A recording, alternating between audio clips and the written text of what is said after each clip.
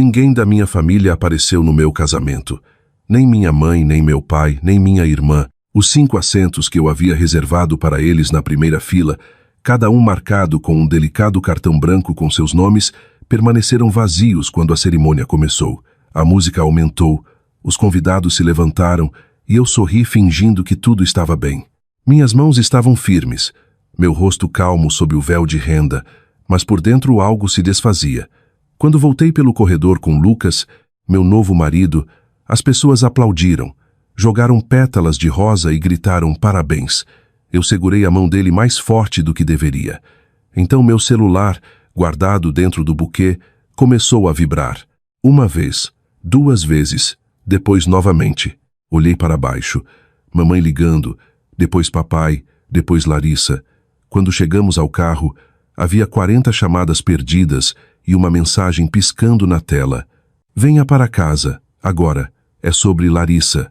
O céu acima de Florianópolis estava pintado de rosa e dourado, o tipo de beleza que as pessoas planejam casamentos em torno, mas tudo o que eu conseguia ver era a fila de assentos vazios que deveria ter abrigado minha família. O quarteto de cordas tocava a melodia suave de Can't Help Falling in Love. E ainda assim, o único som ecoando na minha cabeça era a última mensagem da minha mãe da noite anterior. Podemos nos atrasar um pouco, querida. Não se preocupe. Eu havia acreditado nela como sempre acreditei, porque mesmo depois de uma vida inteira de decepções, uma pequena parte de mim ainda queria acreditar que eles se importavam. Eu havia escolhido este local à beira da baía com cuidado, uma casa de barcos de madeira restaurada cercada por árvores frondosas. Lucas e eu pagamos por tudo nós mesmos, o buffet, as flores, até as luzes piscantes penduradas sobre a pista de dança. Meus pais haviam prometido cobrir o fotógrafo. Aquele pagamento nunca chegou.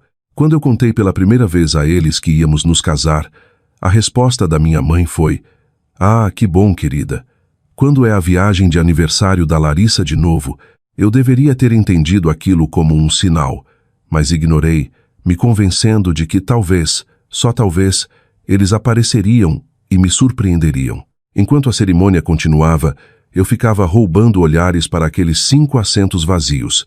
Cada um parecia uma ferida. Os pais de Lucas sentavam 2 filas atrás dele, sussurrando suavemente um para o outro, os olhos piscando na minha direção com pena. Eu não podia culpá-los.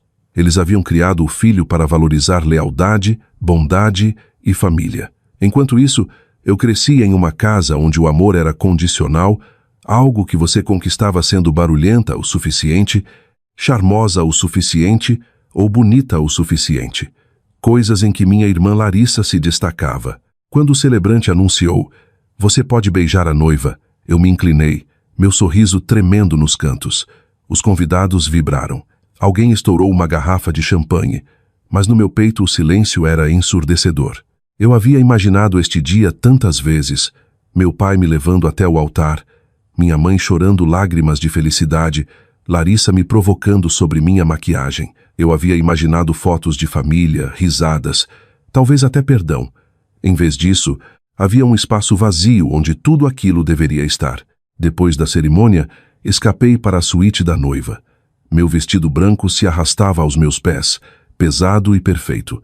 O ar cheirava a rosas e champanhe, mas eu não conseguia sentir alegria. Peguei meu celular da penteadeira, pronta para mandar mensagem para minha mãe, pronta para perguntar: "Onde vocês estão?" Mas antes que eu pudesse digitar uma palavra, uma notificação apareceu no topo da tela. Story do Instagram da Larissa. Uma foto dela em um resort em Búzios, óculos escuros, coquetel na mão, oceano brilhando atrás. A legenda dizia: "Viagem de aniversário com mamãe e papai. Tempo em família", 3 emojis de coração. Minhas mãos ficaram frias. Eu encarei a foto por um longo tempo tentando entender. A mesma família que não conseguiu encontrar tempo para comparecer ao meu casamento havia voado para a praia para uma viagem de aniversário de última hora. A desculpa da minha mãe de que algo urgente surgiu de repente fez sentido. Urgente significava uma suíte de luxo à beira-mar, não o casamento da filha. Senti minha garganta apertar, meu estômago revirar. Pressionei o celular contra o peito e sussurrei: "Claro que fizeram, não era novidade. Larissa sempre foi a filha de ouro, aquela que atraía toda a luz em cada ambiente. Mesmo quando éramos pequenas, Ela não podia fazer nada errado. Ela quebrava algo e eu era a culpada. Ela tirava um C em matemática e mamãe ria. Nem todo mundo precisa de números, querida. Eu tirava notas máximas, mas meus pais raramente notavam. Eles diziam que eu era a quieta, a responsável, como se essas palavras fossem elogios. Não eram. Eram rótulos, uma forma de dizer que eu não era especial o suficiente para merecer atenção. Enquanto eu estava ali vendo os likes entrarem no post de férias da Larissa, uma memória piscou na minha mente. Minha formatura do ensino médio. Eu havia caminhado pelo palco sozinha naquela época também. Meus pais haviam perdido aquela cerimônia porque não queriam que Larissa ficasse entediada esperando. Eles a levaram para um parque temático em vez disso. Na época, eu disse a mim mesma que não importava, que um dia, quando realmente contasse, eles estariam lá. E aqui estava eu, de vestido de noiva, revivendo a mesma história. Lucas bateu suavemente e espiou. Ei, você está bem? A voz dele era gentil, firme. Eu sorri, forçando minha voz a não falhar. Sim, só um pouco cansada.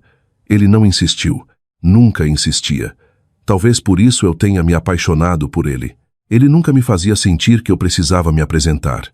Quando ele saiu para cumprimentar os convidados, eu me virei de volta para o espelho. Meu reflexo parecia impecável, mas meus olhos me traíam. Por trás dos cachos perfeitos e lábios pintados, havia uma mulher que ainda ansiava pela aprovação dos pais. Uma mulher que continuava sendo deixada para trás. Eu juntei minhas coisas, saí para o corredor e entrei na recepção. Amigos me abraçaram, me entregaram presentes, tiraram fotos. Você está linda, Helena, diziam. Onde está sua família? Alguém perguntou baixinho. Eu apenas sorri. Eles não puderam vir. As palavras tinham um gosto amargo, mas saíram suaves. Anos de prática. Eu dancei, ri e fiz conversa fiada. Mas toda vez que meu celular vibrava, meu coração pulava. No final da noite, quando os convidados começaram a ir embora e a música diminuiu, eu finalmente chequei minhas mensagens. 39 chamadas perdidas. Então uma quarentena chegou antes que eu pudesse respirar. Mamãe ligando. Meu polegar pairou sobre a tela, mas eu não atendi. Outra vibração seguiu, desta vez uma mensagem. Venha para casa. Agora. É sobre Larissa. Eu congelei. Meu coração disparou. As palavras pareciam pesadas, ominosas. Algo nelas não se encaixava no padrão usual de pânico sobre os dramas da Larissa. Eu havia visto o suficiente daqueles para reconhecer o tom. Este era diferente. Curto, desesperado. Meu peito se apertou como se meu corpo já soubesse o que minha mente se recusava a imaginar. O ar da noite lá fora estava quente e parado. Vagalumes piscavam perto das árvores. Lucas veio para o meu lado, passando um braço ao redor dos meus ombros. O que há de errado? Ele perguntou suavemente. Eu mostrei o celular para ele. Ele franziu a testa. Você quer ligar para ela? Eu balancei a cabeça. Ainda não, porque bem no fundo, uma estranha calma havia se instalado sobre mim como o ar bem antes de uma tempestade. A vida inteira eu havia assistido ao caos da Larissa passar sem controle, seus erros varridos para debaixo do tapete enquanto eu interpretava a quieta e responsável. Mas algo no meu instinto me dizia que desta vez não seria varrido. Desta vez, o que quer que tivesse acontecido com Larissa era grande o suficiente para que nem meus pais conseguissem esconder. Enquanto dirigíamos para longe do local, o celular acendia novamente e novamente. Chamadas, mensagens, FaceTimes perdidos. Eu silenciei e encostei a cabeça na janela. As luzes da cidade de Florianópolis se borravam em faixas douradas. Eu ainda não sabia o que esperava no final daquelas chamadas, mas pela primeira vez eu não corri para atender. Apenas sussurrei para mim mesma. Seja o que for, eles finalmente verão o que acontece quando você abandona a filha errada. Naquela noite, quando finalmente coloquei o celular virado para baixo na mesinha de cabeceira, o silêncio parecia mais pesado do que nunca. Eu encarei o teto, meu vestido de noiva pendurado na cadeira, e pensei nos assentos vazios, na viagem de aniversário, nas 40 chamadas perdidas. Eu não sabia o que o amanhã traria, mas em algum lugar, enterrada sob a dor, uma voz quieta sussurrava a verdade que eu tivera medo demais de ouvir a vida inteira. A família que eu ansiava nunca existiu de verdade. A luz da manhã se infiltrava pelas cortinas, roçando na borda do meu vestido de noiva, que ainda pendia perto do armário. O buquê da noite anterior já havia começado a murchar, suas rosas brancas desbotando para marfim. Meu celular estava na mesinha de cabeceira, a tela escura mas coberta de notificações, 40 chamadas perdidas, 12 mensagens não lidas, todas da minha mãe. Eu não abri nenhuma. Lucas ainda dormia ao meu lado, sua mão descansando gentilmente no meu braço. Por um momento, eu encarei o teto e escutei o zumbido fraco do ventilador de teto, me perguntando como algo tão bonito quanto um casamento podia me deixar me sentindo tão completamente vazia. O cheiro de flores vinha da cozinha, um lembrete da antiga floricultura da minha mãe em casa, o único lugar que me ensinou o que significava ser ao mesmo tempo necessária e invisível. Eu caminhei descalça pelo piso de madeira, ainda de roupão, e por um momento eu não era uma mulher de 29 anos, recém-casada, morando em Florianópolis. Eu era uma menina de 10 anos novamente, parada atrás do balcão na Floricultura Mendes, segurando um punhado de caules enquanto minha mãe chamava: Larissa, querida, mostre seu sorriso para eles. Nossa mãe Márcia sempre disse que Larissa nasceu para ser vista.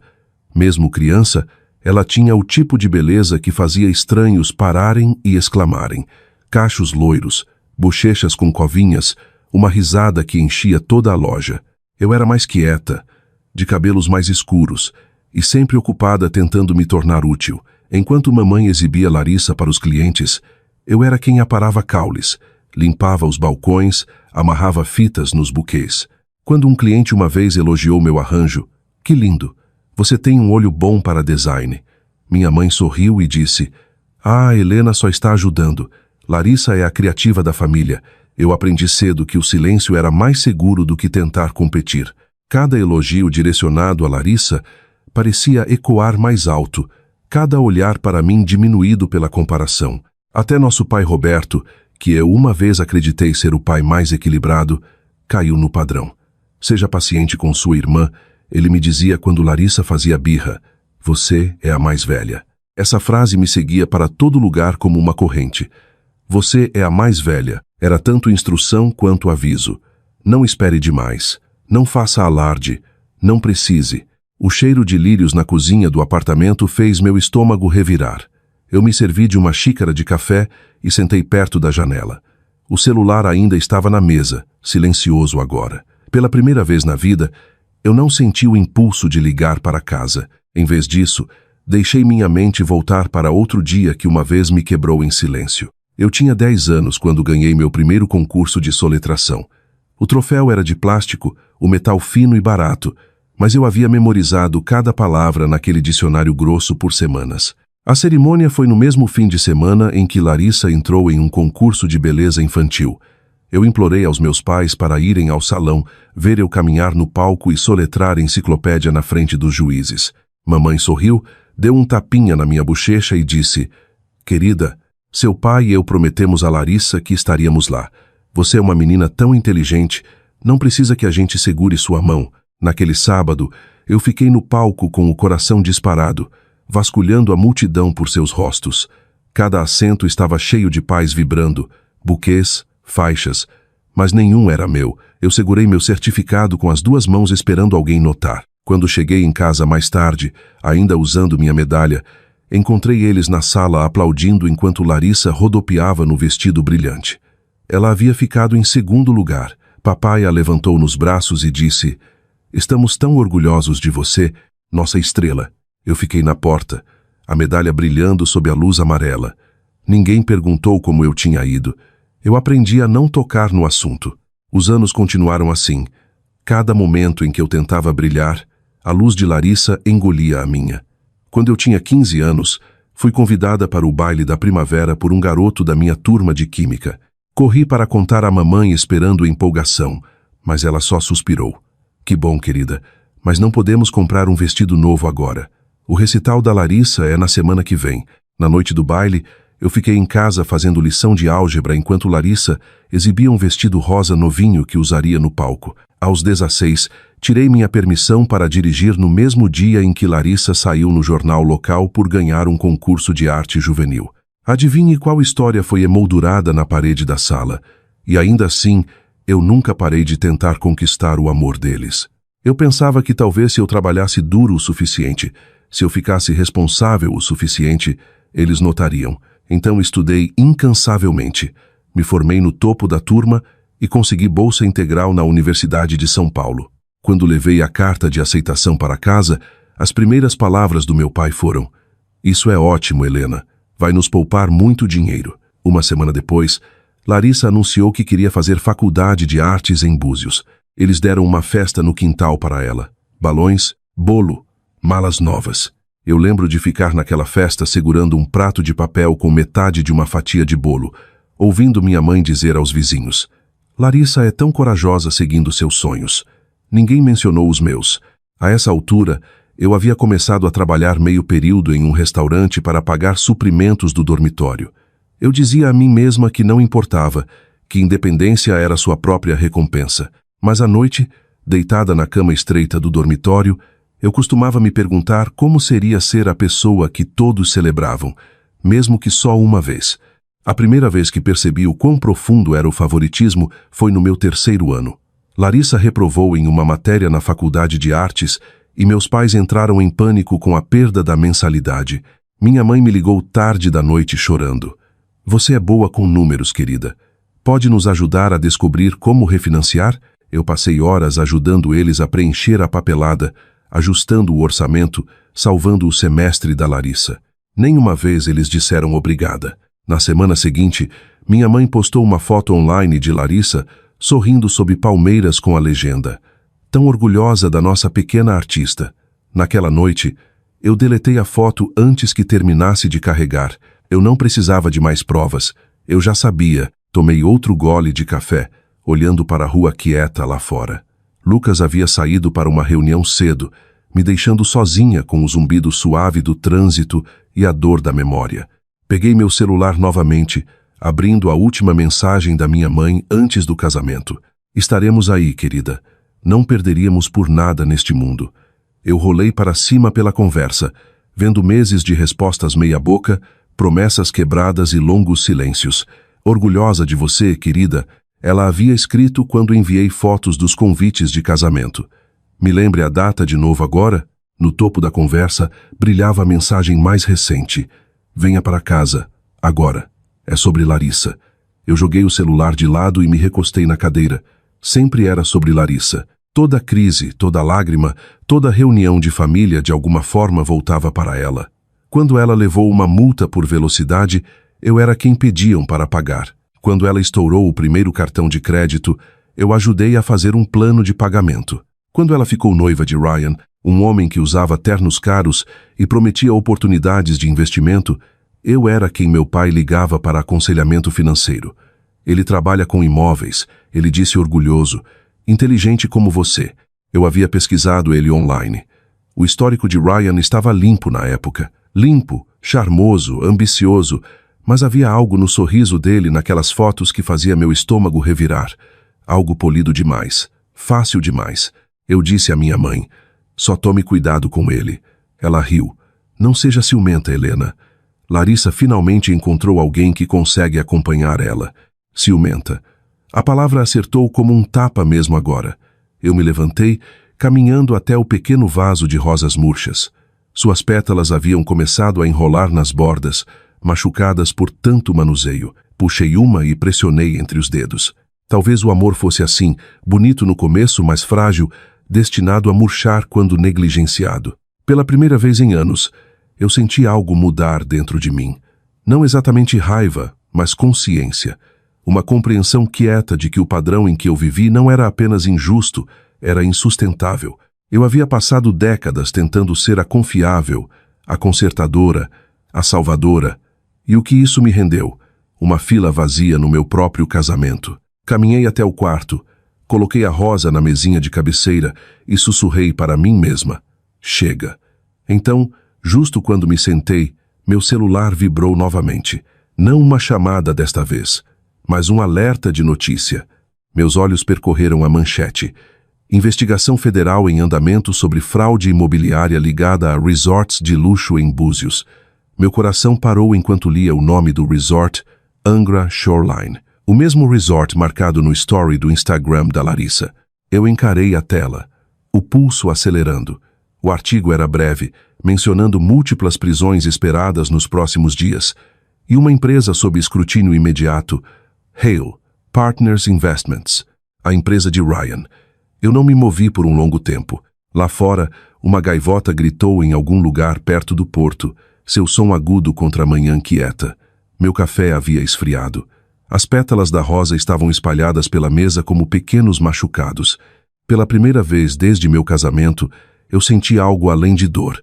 Senti o giro lento e deliberado da inevitabilidade. Qualquer que fosse a tempestade que havia começado a se formar ao redor de Larissa e meus pais, ela estava vindo rápido. E pela primeira vez, eu não planejava intervir e salvá-los. 2 semanas antes do meu casamento, Florianópolis parecia estar prendendo a respiração. A cidade cheirava a sal e jasmim, o ar quente e denso, e cada pôr do sol transformava o porto em ouro. Eu passava as manhãs finalizando os mapas de assentos, provando bolos e confirmando a banda. Eu queria que tudo fosse perfeito, não extravagante, não chamativo, apenas bonito de uma forma que parecesse honesta. Lucas ria quando me via reescrevendo os cartões de lugar pela 3ª vez. Você tem que parar, ele dizia, beijando o topo da minha cabeça. Eles vão amar de qualquer jeito. Ele significava meus pais e minha irmã. Eu queria acreditar nisso. Mamãe havia prometido que viriam. Ela disse tão casualmente que eu nem questionei. Claro, querida. Ela me falou pelo telefone, a voz cheia de calor, que quase soava real. Seu pai e eu não perderíamos. Larissa tem estado sob estresse com os negócios do Ryan ultimamente. Mas vamos dar um jeito. Aquilo deveria ter sido meu primeiro aviso. A forma como Larissa estava sempre tecida em cada frase sobre mim. Mas ignorei o desconforto e foquei nos pequenos detalhes. Os guardanapos azul claros, as flores silvestres em potes de vidro, a playlist de jazz suave que Lucas havia feito. Eu imaginava o rosto da minha mãe se iluminando quando visse o arco floral, o que eu mesma havia construído com hortênsias e peônias. Eu imaginava Larissa rindo, me provocando sobre chorar durante os votos, mas não aconteceu assim. A semana antes do casamento, eu comecei a sentir a distância. As mensagens da mamãe ficaram mais curtas, o tom distraído. Papai não ligou nenhuma vez. Eu mandei uma foto da prova final para eles, eu parada na frente do espelho em um simples vestido de renda. Você está linda, querida. Mamãe respondeu 1 hora depois seguido de vamos conversar em breve. Em breve nunca veio. 3 dias antes do casamento, ela finalmente ligou. Eu lembro o horário exato, 19h23. Eu estava sentada na varanda pendurando luzes de fada enquanto Lucas grelhava o jantar. Quando vi o nome dela piscar na tela, meu coração saltou. Oi, mamãe, eu disse alegre, esperando ouvir empolgação na voz dela. Em vez disso, houve um suspiro. Querida, sobre o casamento? Meu estômago caiu. O que tem ele? Bem, sua irmã não está se sentindo bem. Ela começou. Ela tem tido enxaquecas terríveis, e Ryan acha que o ar do mar pode ajudar ela a relaxar. Estávamos pensando em levar lá para Búzios por alguns dias. Eu congelei, a corrente de luzes pendurada nos meus dedos. Búzios, o casamento é este fim de semana. Eu sei, querida, e estamos tão orgulhosos de você. Ainda vamos mandar um belo presente. Você entende, não é? Larissa tem estado tão ansiosa. Eu mordi o lábio tão forte que senti gosto de sangue. Vocês não podem vir porque Larissa precisa de férias. Não diga assim, ela disse rispidamente. Família cuida um do outro. Você sempre foi a forte. Eu não respondi. Apenas encarei as luzes piscantes nas minhas mãos, sentindo meu peito apertar. Ela terminou a ligação com sua frase habitual. Vamos compensar você depois. Quando contei a Lucas, ele parou o que estava fazendo e largou as pinças. Helena, ele disse suavemente, eles não vêm, não é? Eu balancei a cabeça. Não, não vêm. Ele estendeu a mão e me puxou para os braços dele. Então vamos fazer nossa própria família naquele dia. Você e eu, é tudo de que precisamos. Eu sorri, mas minha garganta queimava. Eu sei, mas eu ainda queria que meu pai me levasse até o altar. Ele pressionou um beijo na minha testa. Então eu vou caminhar ao seu lado. Vamos fazer do nosso jeito. Na noite anterior ao casamento, eu estava dobrando os últimos favores quando meu celular vibrou novamente. Uma mensagem da Larissa. Não fique brava, mana. Vamos fazer uma viagem de última hora para Búzios pro meu aniversário. Ryan diz que preciso de um descanso. Vou te FaceTime da praia, prometo. Havia uma foto anexada. Ela e Ryan brindando com taças de champanhe em um jatinho particular. Meus pais marcados nos comentários com emojis de coração. Eu encarei a tela até a imagem borrar. Então digitei de volta. Divirtam-se. Feliz aniversário. Sem mais palavras, sem acusação, apenas o mesmo silêncio que eu carreguei a vida inteira. A manhã do casamento chegou clara e sem nuvens. A luz do sol entrava pelas cortinas e o porto de Florianópolis brilhava ao longe. Minha melhor amiga Júlia chegou cedo com café e croissants. Pronta? Ela perguntou, os olhos brilhando quando me viu de roupão. Tão pronta quanto posso estar. A maquiadora cantarolava suavemente enquanto trabalhava. Quando olhei no espelho, vi calma, calma demais. Ninguém teria adivinhado que minha família não viria. Chequei meu celular uma última vez. Nenhuma mensagem nova, nenhuma chamada. Enquanto isso, a centenas de quilômetros de distância, meus pais marcavam Larissa em outra postagem. Café da manhã na piscina. Tempo em família. No local, o ar estava denso com o cheiro de rosas e água salgada. Os convidados começaram a chegar. A família de Lucas, meus colegas de trabalho, alguns velhos amigos da faculdade. Eu sorri, os cumprimentei. Agradeci por virem. Não deixei ninguém ver a dor no meu peito. Quando a música começou, eu saí para a luz do sol. O corredor se estendia à minha frente coberto de pétalas. O celebrante perguntou, quem entrega esta mulher para o casamento? Ninguém falou. Lucas deu um passo à frente, pegou minha mão e sorriu. Nós entregamos. A multidão riu suavemente. O som era gentil, curativo à sua maneira.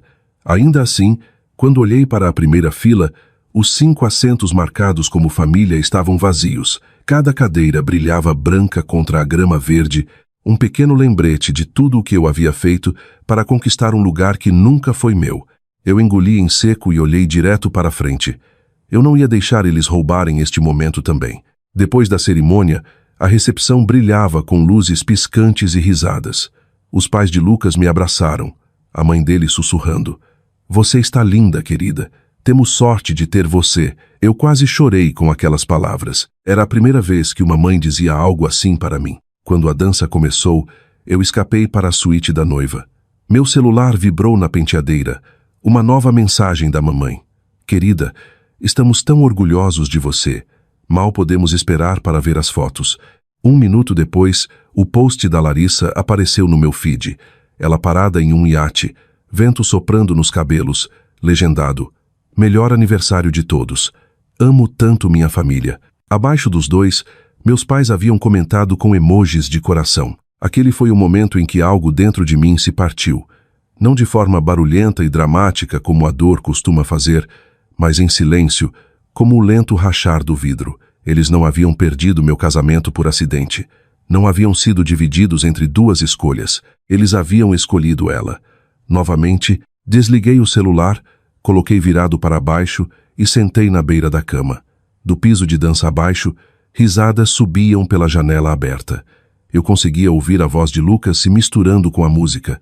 Pela primeira vez, percebi que família podia soar. Júlia espiou alguns minutos depois segurando 2 taças de champanhe. Tudo bem? Eu assenti, pegando a taça. Perfeito. Menti. Quando ela saiu, levantei minha bebida para o ar vazio. Para a família que eu costumava perseguir, sussurrei e tomei um longo gole. Mais tarde naquela noite, depois que o último convidado foi embora e as velas queimaram baixo, Lucas e eu voltamos para nosso apartamento. Tomei banho, tirei a maquiagem do rosto e me arrastei para a cama. A cidade estava quieta lá fora, apenas o zumbido de carros ao longo do porto. Peguei meu celular para silenciá-lo, mas um novo alerta piscou na tela. Notícia urgente. Autoridades federais investigando fraude imobiliária no sul de Búzios. Múltiplas prisões esperadas. Fontes citam Hale & Partners Investments, entre as empresas sob revisão. Eu pisquei. Hale & Partners, a empresa de Ryan. Por um segundo, pensei que era alguma coincidência, mas então lembrei do logo no iate no post da Larissa mais cedo naquele dia. O mesmo emblema HP elegante impresso no casco. Eu me sentei encarando a tela enquanto meu coração acelerava.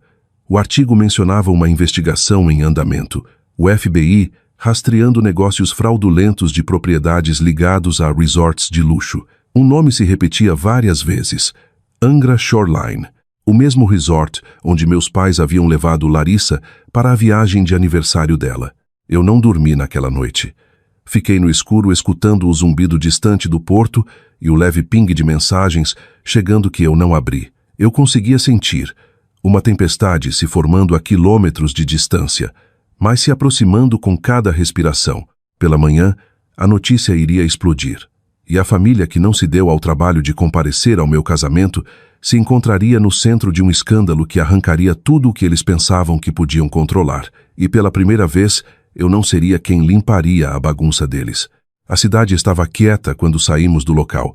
As ruas úmidas de umidade e o cheiro fraco de chuva vindo do porto. Eu sentei no banco de trás do carro de Lucas, ainda usando meu vestido, meus dedos traçando as pérolas costuradas na manga. As risadas da recepção ecoavam fracamente nos meus ouvidos, diminuindo a cada quarteirão que passávamos. Pela primeira vez o dia todo, deixei o silêncio se instalar sobre mim, sem música, sem conversa, sem fingimento, apenas o zumbido dos pneus na estrada e a batida suave do meu próprio coração. Lucas estendeu a mão, roçando o polegar contra a minha. Você esteve linda esta noite, ele disse. Eu sorri fracamente. Só espero que as fotos não mostrem o quão vazio estava. Ele apertou minha mão. Não estava vazio. Você teve todos que realmente importavam, mas eu não consegui responder. A verdade era que o espaço que eles deixaram para trás, os 5 assentos que eu havia guardado para minha família, ainda ecoavam mais alto que qualquer aplauso. A viagem para casa levou 20 minutos. Eu encarei pela janela o tempo todo, vendo as luzes da cidade borrarem em faixas douradas e azuis. Meu celular estava no meu colo, escuro e parado. Eu não havia olhado para ele desde a recepção. Disse a mim mesma que não olharia, que havia terminado de me importar se eles mandariam mensagem ou não. Mas no meio da ponte, ele começou a vibrar. Uma vez, depois novamente. Olhei para baixo, mamãe ligando. Deixei tocar. Parou, depois começou novamente. Papai, depois mamãe novamente, depois Larissa. Lucas franziu a testa. Talvez você devesse atender. Eu balancei a cabeça encarando a tela piscando. Eles tiveram o dia todo para ligar. Não ligaram. O celular continuava vibrando mais alto agora, como se lutasse por atenção. Eu virei de cabeça para baixo, o som abafado contra o tecido do vestido. Mas não parou. Toda vez que eu achava que as chamadas haviam terminado, elas começavam novamente. Quando chegamos em casa, a tela mostrava 40 chamadas perdidas. Eu fiquei sentada no carro estacionado muito tempo depois que Lucas entrou, o ar fresco do ventilador roçando meu pescoço. As luzes da casa brilhavam suavemente pelas janelas, quentes e seguras, mas eu não conseguia me mover. Apenas encarei o celular, o coração disparado com algo entre raiva e pavor. Isso não era novidade. Minha família só me ligava quando algo estava errado. Quando Larissa bateu o carro, quando mamãe esqueceu de pagar uma conta, quando papai precisava de dinheiro para uma situação temporária. Toda vez a mensagem era a mesma. Você é a responsável. Conserta. Eu costumava largar tudo e ir. Esta noite, pela primeira vez, eu não fui. Lucas apareceu na porta do carro, as mangas da camisa arregaçadas, um copo de água na mão. Você ainda está aqui fora. Eu assenti. Eles não param de ligar. Ele me entregou a água, a voz suave. Seja o que for, você não precisa enfrentar sozinha. Eu assenti, mas bem no fundo eu conhecia o padrão bem demais. Se as chamadas estavam tão desesperadas, não era algo pequeno. Coloquei o copo para baixo e finalmente peguei o celular. Havia um novo correio de voz. Meu polegar pairou sobre a tela por um segundo antes de apertar play. Estática crepitou, seguida pela voz trêmula da minha mãe. Helena, por favor, atenda, é a Larissa. Algo terrível aconteceu. O FBI, eles estão aqui. Meu Deus, eles estão prendendo ele. Ryan está sendo levado. Por favor, me ligue. Então, silêncio. A mensagem terminou no meio de um soluço. Eu congelei. A voz de Lucas veio da porta. Helena, o que é? Eu aumentei o volume e toquei novamente. Os olhos dele se arregalaram enquanto escutava. O FBI. Ele sussurrou. Eu assenti devagar, minha mão tremendo. Eles estão no resort. Aquele para onde foram pro aniversário dela. Abri o Instagram da Larissa. O post mais recente havia sumido. A foto alegre do iate substituída por um perfil em branco. Mas uma story permanecia. Um vídeo tremido com luzes piscando, vozes gritando ao fundo, um reflexo fraco de carros de polícia nas portas de vidro do lobby do resort. Não demorou muito para as manchetes aparecerem. Notificações começaram a inundar minha tela uma após a outra. Batida federal no resort Angra Shoreline. Múltiplas prisões em investigação de fraude imobiliária. Noivo da influenciadora Larissa Mendes detido para interrogatório. Hale & Partners ligado a contas offshore ilegais. Meu coração batia tão forte que doía. Rolei para baixo, e sob um dos artigos um rosto familiar chamou minha atenção. Larissa em lágrimas parada ao lado da minha mãe e do meu pai do lado de fora dos portões do resort cercados por luzes piscando. A legenda do repórter dizia: familiares do empresário detido escoltados para fora da zona de busca do FBI. Minha boca secou. O celular vibrou novamente. Mamãe ligando. Eu não atendi. Depois papai, depois Larissa. Quando a vibração finalmente parou, outro correio de voz apareceu. Desta vez a voz da mamãe estava rouca, quase irreconhecível. Helena, eles estão dizendo que a empresa do Ryan roubou dinheiro, milhões talvez. Nós não sabíamos. Congelaram nossas contas. Seu pai está com dores no peito. Por favor, querida, você tem que nos ajudar. Eu me recostei, encarando a janela escura. Por um longo momento não disse nada. Então sussurrei. Eles não estão ligando porque me amam. Estão ligando porque precisam de mim. Lucas se ajoelhou ao meu lado. Helena, isso não é sua responsabilidade. Eles vão dizer que é. Eu murmurei. Eles sempre dizem. O celular tocou novamente. Eu atendi desta vez. Os soluços da minha mãe encheram o alto-falante. Helena, graças a Deus. Por favor, precisamos de você. Eles estão fazendo perguntas sobre o dinheiro, sobre os negócios do Ryan. Nós não sabíamos de nada, eu juro. Só nos mande algo, alguns milhares de reais. Nem conseguimos fazer check-in num hotel. Mamãe, eu disse baixinho. Eu avisei vocês meses atrás para terem cuidado com ele. A voz dela subiu aguda e suplicante. Helena, não é hora para isso. Somos família. Você não abandona a família quando ela está sofrendo. Algo em mim estalou, não alto, não dramaticamente, apenas um clique quieto como uma fechadura girando. Vocês me abandonaram, eu disse. Na minha formatura, no Natal, no meu casamento. Vocês vêm me abandonando a vida inteira. E agora querem que eu salve vocês novamente. Não seja cruel, ela sussurrou. Você é melhor que isso. Não, mamãe, eu disse suavemente. Eu finalmente estou apenas sendo honesta. Antes que ela pudesse responder, encerrei a ligação. O silêncio depois foi ensurdecedor. Lucas pegou o celular da minha mão, colocou no balcão e me puxou para perto. Eu senti o batimento cardíaco dele firme contra o meu, me ancorando. Você fez a coisa certa, ele murmurou. Eu assenti devagar, embora parte de mim ainda tremesse. A culpa estava lá, décadas de condicionamento me dizendo que eu era egoísta se não consertasse os erros deles. Mas por baixo da culpa, algo mais crescia. Alívio. Pela primeira vez, eu não era quem limpava a bagunça deles. Eu sentei à mesa da cozinha encarando meu anel de casamento brilhando sob a luz. A vida inteira, sussurrei. Eu implorei pela atenção deles. Esta noite, eles estão implorando pela minha. Lucas afastou meu cabelo gentilmente. E você não deve nada a eles.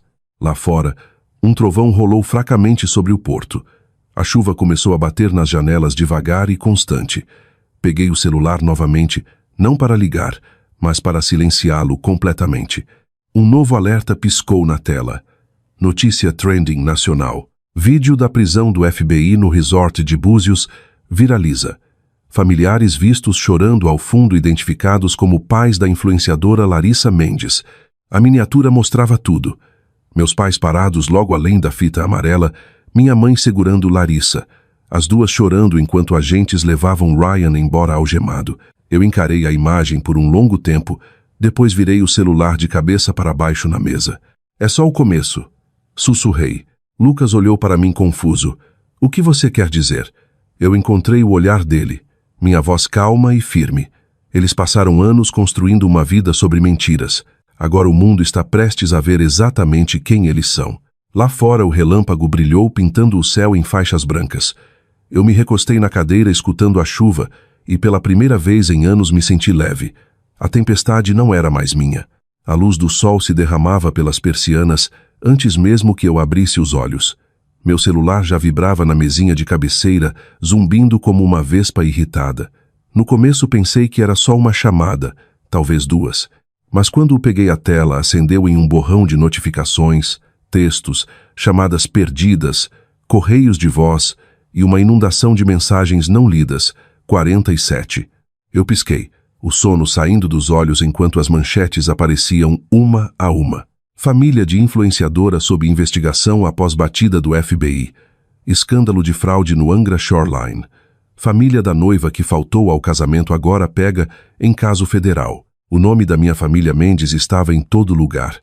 Eu me sentei devagar, meu anel de casamento brilhando na luz enquanto rolava pelo caos.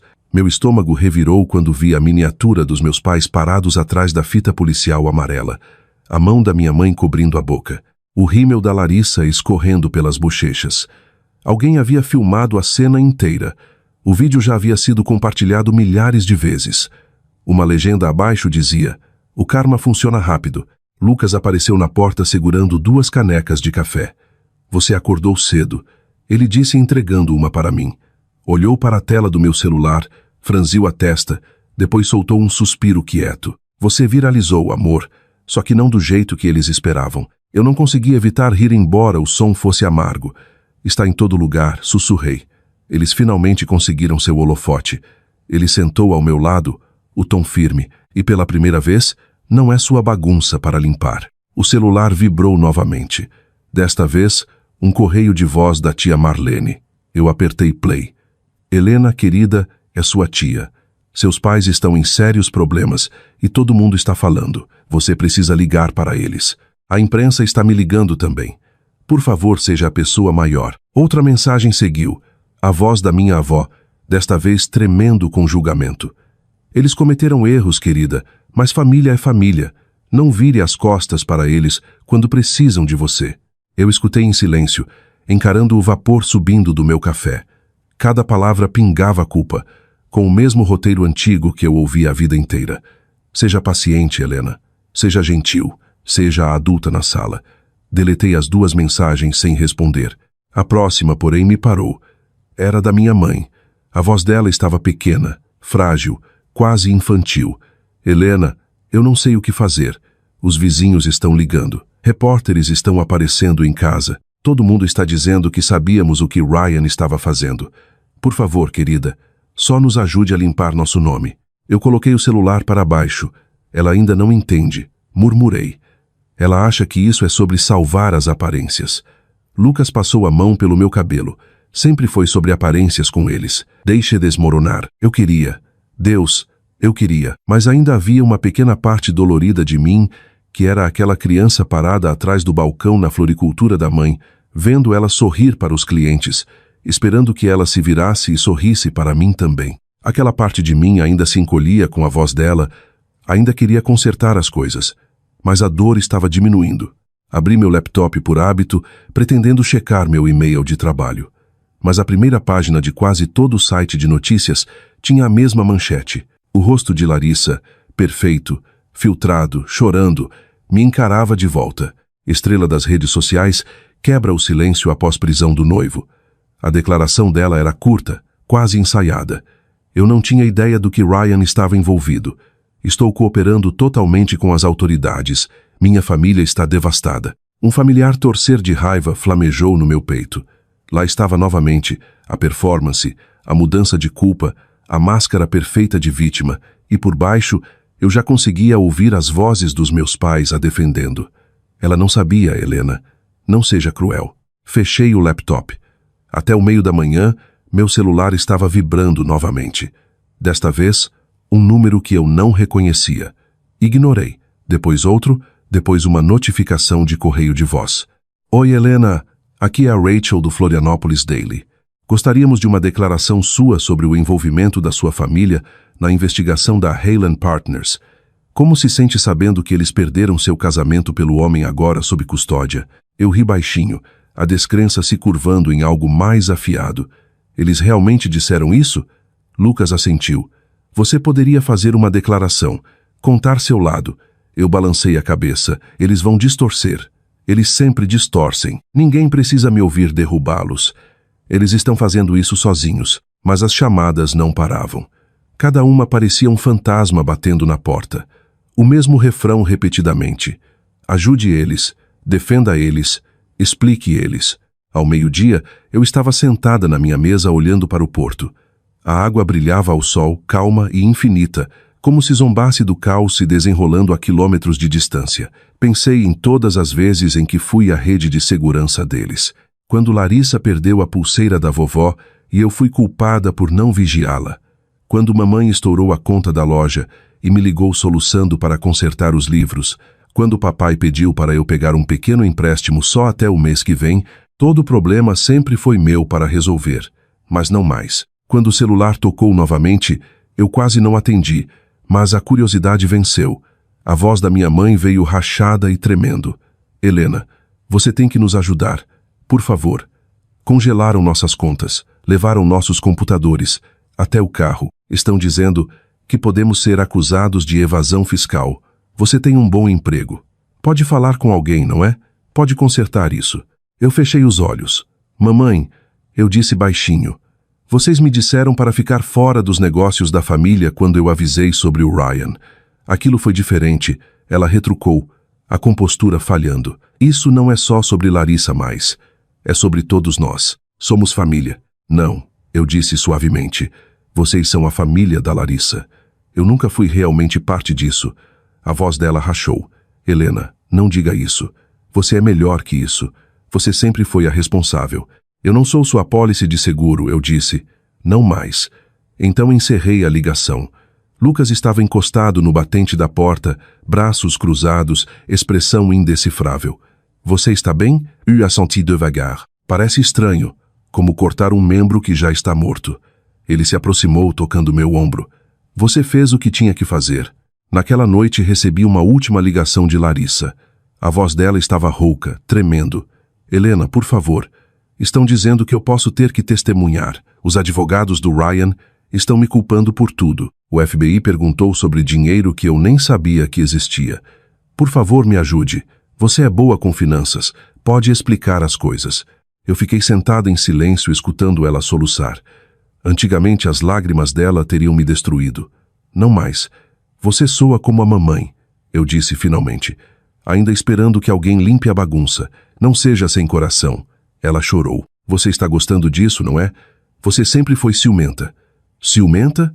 Eu repeti, minha voz calma, de ser invisível, de ver você tomar tudo o que importava para mim. Não, Larissa, eu só estou aliviada que, pela primeira vez, o mundo está vendo quem você realmente é.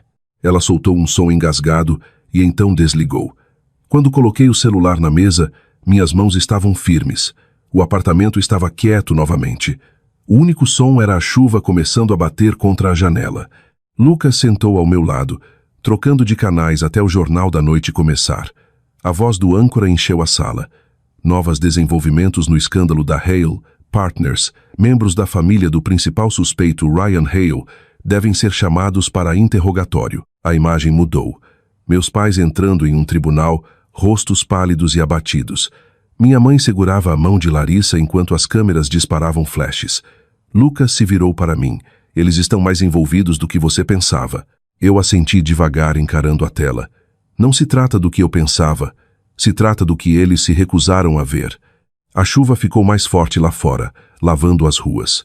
Eu me levantei, desliguei a TV e caminhei até a janela. Pela primeira vez, não senti vontade de chorar. Nenhum impulso de ligar, nenhuma culpa pressionando meu peito. Eles construíram suas vidas sobre mentiras. Sussurrei. Agora estão finalmente parados entre as ruínas. Lucas veio por trás de mim, passando os braços ao redor da minha cintura. Você está livre agora, sabe? Eu sorri de leve, encostando a cabeça nele. Isai, o celular vibrou mais uma vez na mesa. Outra manchete piscando na tela. Noiva cuja família faltou ao casamento se manifesta. Eu o peguei, abri meu aplicativo de redes sociais e digitei uma única postagem simples. Às vezes o amor significa ir embora. O silêncio foi minha sobrevivência, não minha vergonha. Apertei publicar, coloquei o celular na mesa e escutei o som da chuva. Pela primeira vez, o barulho lá fora não parecia caos, parecia paz. O jornal já estava amassado quando eu o peguei do balcão do café, como se alguém o tivesse lido antes de mim e não conseguisse decidir se sentia pena ou satisfação. Na primeira página, em letras garrafais, o nome da minha família me encarava. Família Mendes enfrenta a audiência federal em caso de conduta financeira irregular. Tomei um gole lento do meu café, traçando o dedo sobre a foto abaixo da manchete, os ombros dos meus pais curvados ao entrarem no tribunal. Os óculos de sol de marca da minha mãe não conseguiam esconder o olhar vazio no rosto dela. Meu pai, outrora orgulhoso e imponente, parecia menor, como se o peso da própria negação finalmente o tivesse esmagado. Ao lado deles, Larissa caminhava rígida, a postura perfeita desaparecida, os olhos baixos. Por um momento, quase não a reconheci. Dobrei o jornal com cuidado e o coloquei de lado. O café ao meu redor zumbia com conversa suave, o som de colheres tilintando contra a cerâmica. Ninguém prestava atenção em mim, o que era exatamente como eu gostava. Paguei a conta, saí para o ar fresco de Florianópolis e senti algo que não sentia há anos. Paz. Enquanto caminhava pela rua, a memória de todos os desculpe que ouvi ao longo dos anos começou a surgir na minha mente, indesejada, mas familiar. Desculpe, querida. Larissa não quis quebrar seu colar. Desculpe, querida. Esquecemos seu recital, mas vamos no próximo. Desculpe, Helena. Os voos estavam caros demais para sua formatura. Os pedidos de desculpas deles nunca eram sobre remorso. Eram resets, ferramentas para suavizar as rachaduras, para que pudessem continuar o mesmo comportamento sem consequências. E agora eles queriam mais um, não para curar, mas para sobreviver. 2 dias depois, o e-mail chegou. Era de um escritório de advocacia em Búzios, educado e formal. Seus pais solicitaram sua presença na audiência de mediação que se aproxima. Eles acreditam que seu depoimento poderia ajudar a mitigar as penalidades. Eu encarei a tela por um longo tempo, o cursor pairando sobre o botão de responder. Lucas notou. Você não precisa ir, ele disse do outro lado da mesa. Você não deve nada a eles. Eu sei, eu disse baixinho, mas talvez eu deva a mim mesma ouvir o que eles finalmente têm a dizer. O tribunal no centro de Florianópolis cheirava a poeira e desinfetante, como todos os outros prédios que viram confissões de mais e verdades de menos. Quando cheguei, câmeras já lotavam as escadas. Repórteres gritavam nomes, microfones estendidos, perguntas cortando o ar frio da manhã. Eu entrei pela entrada lateral sem ser notada. Dentro, as luzes fluorescentes piscavam fracamente. Meus pais já estavam lá, sentados ao lado do advogado deles. As mãos da minha mãe tremiam enquanto ela ajeitava o blazer. Enquanto meu pai se inclinava para a frente com um ar forçado de dignidade, Larissa sentava entre eles, pálida e silenciosa, o cabelo preso em um coque apertado. Ela não olhou para cima quando entrei. Os olhos da minha mãe se arregalaram. Você veio? Ela sussurrou, voz frágil. Eu assenti. Para escutar. A mediação começou. O advogado deles pigarreou e iniciou um discurso ensaiado sobre mal-entendidos infelizes, confiança equivocada e unidade familiar.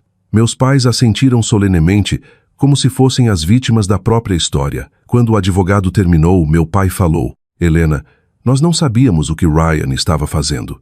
Ele nos disse que era legítimo, só queríamos ajudar ele, apoiar o futuro da Larissa. Minha mãe juntou as mãos dramaticamente. Tudo o que fizemos foi pela felicidade da sua irmã. Você tem que entender isso, querida. Por um longo momento, eu não disse nada. O zumbido do ar-condicionado encheu o silêncio. Finalmente olhei para os dois e disse, vocês não confiaram nele. Vocês escolheram ele, assim como sempre escolheram ela. Meu pai piscou, assustado. Os lábios da minha mãe se abriram como se fosse protestar, mas eu continuei. Toda vez que vocês poderiam ter me mostrado amor, escolheram a conveniência, escolheram as aparências, escolheram Larissa, e agora não estão pedindo perdão porque estão arrependidos. Estão pedindo porque estão com medo. As palavras pairaram no ar como um veredito. Minha mãe quebrou primeiro. Somos família, Helena, sussurrou. Você não pode simplesmente ir embora. Eu já fui, eu disse suavemente. No dia em que vocês faltaram ao meu casamento, as lágrimas dela caíram rápido, reais ou não, eu não conseguia dizer. O maxilar do meu pai se apertou, o orgulho dele se desfazendo sob o peso da minha calma. Depois de tudo o que fizemos por você, eu o interrompi. Depois de tudo o que eu fiz por vocês, você quer dizer? O advogado pigarreou sem graça. Talvez pudéssemos, refocar. Senhorita Mendes, consideraria emitir uma declaração pública de apoio? Isso poderia ajudar a suavizar a percepção pública. Eu sorri educadamente. Você quer dizer ajudar a polir a ilusão? Não, obrigada. Acho que a verdade fica melhor sem maquiagem. Os olhos de Larissa finalmente encontraram os meus. Estavam vermelhos, vidrados, cheios de algo que eu não via nela antes. Medo. Ela se levantou de repente, a voz tremendo. Por favor, não vá embora. Não deixe acabar assim. Eu não consigo fazer isso sem você. Eu me virei para ela, minha voz gentil, mas firme. Então talvez seja a hora de você descobrir quem é sem mim. Ela segurou meu pulso, desesperada, mas eu me afastei. Quando olhei para ela, não senti mais raiva. Senti pena, do tipo que surge quando você percebe que alguém construiu a vida inteira na validação dos outros. O advogado anunciou um recesso. Eu me levantei, alisei meu casaco e caminhei até a saída. Minha mãe estendeu a mão quando passei por ela, sussurrando. Por favor, Helena, nos ajude. Eu parei tempo suficiente para encontrar os olhos dela. Mamãe, você me ensinou que amor significava sacrifício, mas finalmente aprendi que amor de verdade não pede que uma pessoa queime para que todos os outros fiquem aquecidos. Lá fora, o frio acertou meu rosto como uma lousa limpa. Repórteres invadiram as escadas, vozes se sobrepondo em uma tempestade de perguntas. Helena, você perdoará sua família? Helena, culpa sua irmã? Eu parei no meio das escadas, o mármore sob meus saltos escorregadio pela chuva. Virei-me apenas o suficiente para minha voz chegar à multidão. Perdão não significa voltar para as pessoas que te quebraram. Significa liberar o poder delas sobre você. Por um momento, houve silêncio. Depois o clique das câmeras começou novamente. Quando cheguei à calçada, a chuva começou a cair suave, purificadora, quase carinhosa. Apertei mais o casaco e comecei a andar, cada passo mais leve que o anterior. Elise. Eu sentei na varanda do nosso apartamento. O porto se estendendo à minha frente como uma promessa quieta. O céu estava pintado em tons de coral e violeta. Lucas trouxe 2 taças de vinho, colocando uma ao meu lado. Você não disse muito quando chegou em casa, ele disse. Não havia muito mais a dizer, respondi. Eles pediram desculpas de novo. Ele olhou para mim. E ajudou? Eu sorri de leve, girando o vinho na taça. Não, mas também não dói mais. Ficamos em silêncio por um tempo, escutando as gaivotas gritarem sobre a água. A luz do pôr do sol pegou meu anel de casamento, refletindo um brilho na minha mão. Pensei em tudo o que havia acontecido. A dor, as traições, o ciclo infinito de perdão que nunca foi real. E pela primeira vez, não parecia uma ferida. Parecia história. É estranho, eu disse suavemente. A vida inteira eu quis o pedido de desculpas deles. Mas agora que ouvi, não sinto nada. Lucas sorriu, descansando a mão sobre a minha. É assim que você sabe que se curou. Eu me virei para ele, olhos no horizonte. Não, eu disse. É assim que eu sei que estou livre. Meu celular vibrou novamente, mas eu não o peguei. Quando finalmente peguei, era um e-mail de uma jornalista, uma mulher cujo podcast eu ouvia há anos. O assunto dizia: sua história inspirou milhares de mulheres. Ela queria me entrevistar sobre resiliência, limites, sobre reconstruir o senso de valor após traição. Fechei o laptop e me recostei, o ar fresco da noite roçando meu rosto. Talvez fosse hora da história certa ser contada. Aquela em que o silêncio não era fraqueza, aquela em que ir embora era o ato mais verdadeiro de amor. O e-mail estava na minha caixa de entrada há 1 semana antes que eu finalmente o abrisse. Toda vez que via o assunto, sua história inspirou milhares de mulheres. Eu rolava para baixo, fingindo que não estava curiosa. Mas naquela manhã, a luz sobre Florianópolis era suave e dourada. E por algum motivo, me senti corajosa o suficiente para enfrentar Lu. A mensagem era de Emily Carter, uma jornalista e apresentadora de podcast que eu admirava há anos. Ela havia escrito: "Sua história tocou uma corda. Eu ficaria honrada em te apresentar no meu programa", quebrando o silêncio. O convite parecia surreal. Durante a maior parte da minha vida, eu fui a quieta, a invisível. Agora alguém queria ouvir minha voz. Lucas notou eu lendo durante o café da manhã. "Você deveria fazer", ele disse, servindo café na minha caneca. "Não sei", admiti. "E se soar como vingança? Não quero ser aquela mulher que lava a roupa suja." Ele sorriu. "Você não está se vingando, Helena. Está retomando sua história. Há uma diferença." Eu olhei para ele por um longo momento e assenti. "Então vou fazer." Nos dias seguintes, enchi páginas do meu diário com anotações, memórias que evitei por anos, os momentos que me moldaram, as lições que aprendi do jeito difícil. Foi doloroso revisitar velhos fantasmas. Na noite anterior à gravação, encontrei o convite de casamento que mandei para meus pais ainda guardado em uma gaveta. Passei os dedos sobre os nomes deles impressos em dourado e sussurrei: "Vocês tiveram a chance de aparecer." Então dobrei, coloquei em um envelope e guardei no fundo do meu armário, onde pertencia. Quando o dia chegou, o estúdio de gravação era menor do que eu imaginava. Luzes suaves, paredes cinza claro, um único microfone entre duas cadeiras. Emily me recebeu calorosamente, o aperto de mão firme mas gentil. "Obrigada por vir", ela disse. "Este episódio significa muito para mim pessoalmente. Chama-se Filhas que Escolhem a Si Mesmas." Eu sorri de leve. "Acho que venho tentando fazer isso a vida inteira." Assim que a gravação começou, Emily se inclinou para a frente e fez a primeira pergunta: "Por que agora? Por que escolher falar depois de ficar em silêncio por tanto tempo?" Eu respirei fundo, sentindo o peso do momento. Porque passei anos demais esperando permissão para existir. Minha família me ensinou que meus sentimentos não importavam, que ser quieta me tornava forte. Mas silêncio não é força, é sobrevivência. E eu não quero mais apenas sobreviver. Emily assentiu gentilmente. "Pode nos contar sobre o dia que mudou tudo?"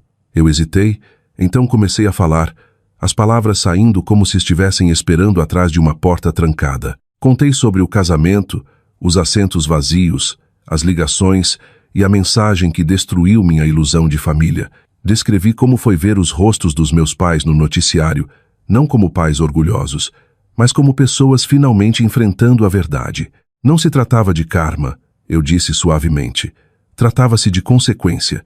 Eles construíram suas vidas fingindo, e eventualmente a mentira quebrou sob o próprio peso. Emily ficou em silêncio, olhos brilhando. "Como você encontrou paz depois de algo assim?" Eu sorri, embora parecesse mais um suspiro, percebendo que não precisava do pedido de desculpas deles. Passei a vida perseguindo a aprovação deles, pensando que se trabalhasse duro o suficiente, eles me amariam do jeito que eu os amava. Mas perdão não é sobre deixar eles voltarem, é sobre deixar eu seguir em frente sem eles. O estúdio ficou quieto por um momento. Até a produtora atrás do vidro parecia prender a respiração. Então Emily disse: "Isso é lindo. Você alguma vez quis se vingar?" "Claro que quis", eu disse com uma risada pequena. Por muito tempo pensei que vingança significava provar que eles estavam errados, fazer eles verem o que perderam. Mas agora sei que a vingança verdadeira é viver bem, construir uma vida que não depende deles verem. Quando a entrevista terminou, Emily me abraçou. "Você não faz ideia de quantas pessoas vão precisar ouvir isso." Eu saí do estúdio para uma tarde quente de Florianópolis, a luz do sol roçando a água. Me senti mais leve, como se tivesse colocado no chão algo que carregava a vida inteira. Uma semana depois, o episódio foi ao ar. Naquela manhã, acordei com centenas de mensagens no celular, e-mails, comentários, notas privadas de estranhos.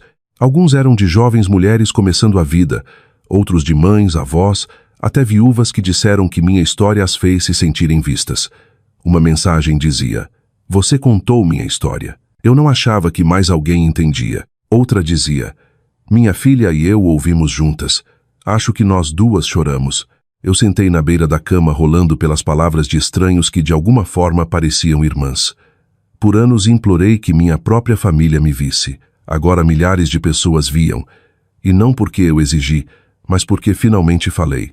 Lucas entrou segurando 2 canecas de chá. "Você está lendo desde o nascer do sol", ele brincou. Eu sorri, entregando o celular. "Escuta esta." Li uma mensagem em voz alta. Você me lembrou que ir embora não significa desistir. Significa escolher a paz. Ele sorriu. Parece que alguém finalmente encontrou seu propósito. O podcast viralizou em um dia. A caixa de entrada de Emily transbordou com cartas de ouvintes e ela me ligou para agradecer. Você começou algo maior que uma história, Helena. Começou uma conversa. Enquanto isso, meus pais permaneceram em silêncio. Nenhuma ligação, nenhum e-mail, nenhum pedido de desculpas. E pela primeira vez, eu não precisava de um. O silêncio deles não parecia mais rejeição. Parecia responsabilidade. Comecei a escrever novamente pequenos ensaios sobre resiliência e limites.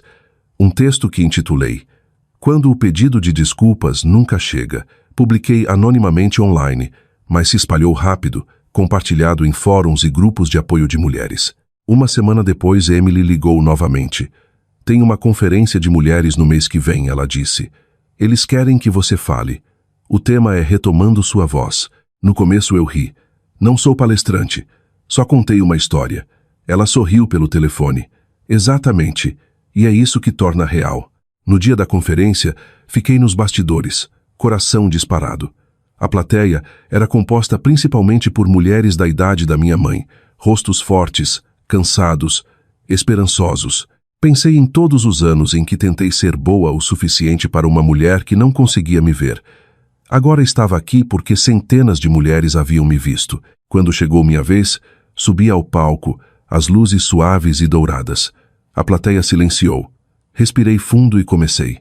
Durante a maior parte da minha vida, eu disse, pensei que amor significava ficar quieta, manter a paz, não importa o quanto me custasse. Mas aprendi que silêncio não protege o amor, ele o enterra. Passamos tanto tempo tentando ser vistas pelos outros, quando a liberdade começa no momento em que nos vemos claramente. Contei sobre limites, sobre soltar sem amargura. Contei como foi finalmente parar de pedir desculpas por existir. E quando terminei, a sala se levantou em aplausos, não altos ou frenéticos, mas quentes, sustentados, como um abraço. Mais tarde naquela noite, Lucas e eu caminhamos ao longo do porto. O ar estava fresco, o pôr do sol sangrando laranja no azul. Olhei para a água e disse, por tanto tempo pensei que minha história terminava quando eles pararam de me amar. Mas acontece que foi aí que começou. Ele sorriu, passando o braço ao meu redor. Você não perdeu uma família, Helena. Você se encontrou. Eu assenti, garganta apertada. E talvez seja o único tipo de vingança que realmente cura. Naquela noite, enquanto me preparava para dormir, meu celular vibrou novamente. Outro e-mail, este de uma ouvinte chamada Margaret. Ela escreveu, minha filha e eu ouvimos seu episódio juntas. Liguei para ela depois para pedir desculpas por todas as vezes que a fiz se sentir pequena. Você me lembrou que nunca é tarde para ser uma mãe melhor. Li 2 vezes, lágrimas ardendo nos olhos. Então fechei o celular e sussurrei para mim mesma. Talvez seja assim que a cura soa. Lá fora a maré subia contra a orla de Florianópolis, suave e constante. Pela primeira vez na vida, eu não estava esperando ninguém ligar. Eu já tinha tudo de que precisava a paz que vem quando finalmente conta sua própria história e a força que vem quando você não precisa mais provar que valia a pena ser ouvida. As manhãs em Florianópolis haviam ficado mais quietas ultimamente. Eu parei de acordar com caos, sem celular vibrando, sem alertas de notícias sobre minha família, sem pensamentos ansiosos arranhando a borda do meu sono.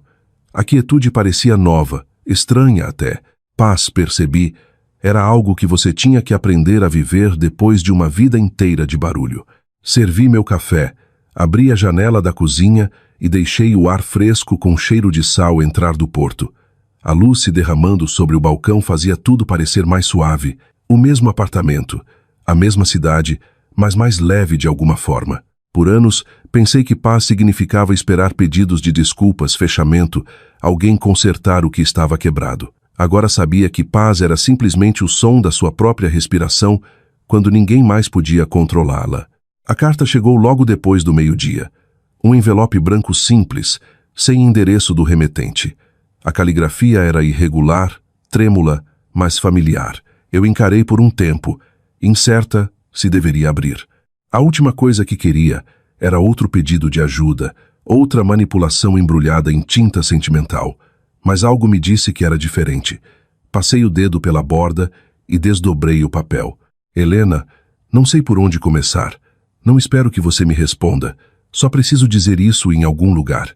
Estou morando em um pequeno aluguel perto da praia. Perdi o apartamento, os seguidores, o dinheiro, tudo. Pensei que meu mundo tinha acabado quando Ryan foi preso, mas agora acho que talvez esteja apenas começando de um jeito estranho. Eu costumava acreditar que você me odiava porque era ciumenta, mas agora vejo que você tinha algo que eu nunca tive: integridade. Você viveu honestamente mesmo quando ninguém se importava em te ver. Queria ter aprendido isso com você antes. Não quero nada de você. Só quero que saiba que sinto muito. A carta terminava sem assinatura. Apenas uma linha trêmula sob a palavra desculpe. Li 2 vezes, depois dobrei de volta no envelope. Meu coração não se apertou de raiva como antes. Parecia quieto, havia tristeza, mas não amargura. Talvez porque finalmente entendesse que esse pedido de desculpas não era para mim, era Larissa tentando fazer as pazes consigo mesma. Ainda assim, as palavras dela ficaram na minha mente a tarde toda. Naquela noite decidi dar uma caminhada pela parte antiga da cidade. Meus passos me levaram pela Rua das Pedras, passando vitrines de boutiques e fachadas de tijolos, até parar na frente de um lugar que não visitava há anos: Floricultura Mendes, a antiga loja da minha mãe. A placa estava desbotada agora, as letras descascando, a vitrine coberta por uma camada de poeira. Um cartaz de aluga se pendia torto no vidro. Dentro eu ainda conseguia imaginar as fileiras de baldes cheios de lírios e rosas, o cheiro de caules cortados e terra, o som fraco da risada da minha mãe, sempre mais alta quando não era direcionada a mim. Fiquei lá por um longo tempo lembrando a menininha que varria o chão depois da escola, que amarrava fitas nos buquês, esperando que um dia a mãe dissesse: "Você fez isso lindamente." Ela nunca disse. Eu me abaixei, peguei uma única rosa branca do buquê que havia comprado mais cedo e a coloquei gentilmente contra a porta. Não era para eles, era para ela. A versão de mim que passou anos tentando florescer na sombra. Naquela noite no jantar, contei a Lucas sobre a carta de Larissa. Ele escutou em silêncio, largando o garfo quando terminei. "Você vai responder?" ele perguntou. "Não sei", eu disse honestamente. "Não estou mais com raiva, mas também não estou pronta para abrir aquela porta novamente." Ele assentiu, o olhar firme e gentil. "Perdão não significa abrir a porta, Helena. Às vezes só significa que você para de vigiar do lado de fora." Eu sorri com isso porque era exatamente o que precisava ouvir.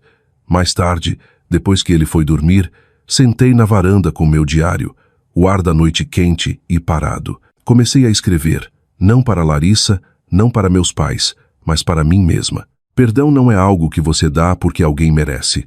É algo que você escolhe quando está cansada de carregar uma dor que não te pertence mais. Parei. Então escrevi outra linha. Eles me ensinaram que silêncio era força, mas aprendi que paz é. Na manhã seguinte, tirei um papel de carta e comecei a responder. "Querida Larissa, eu não te odeio.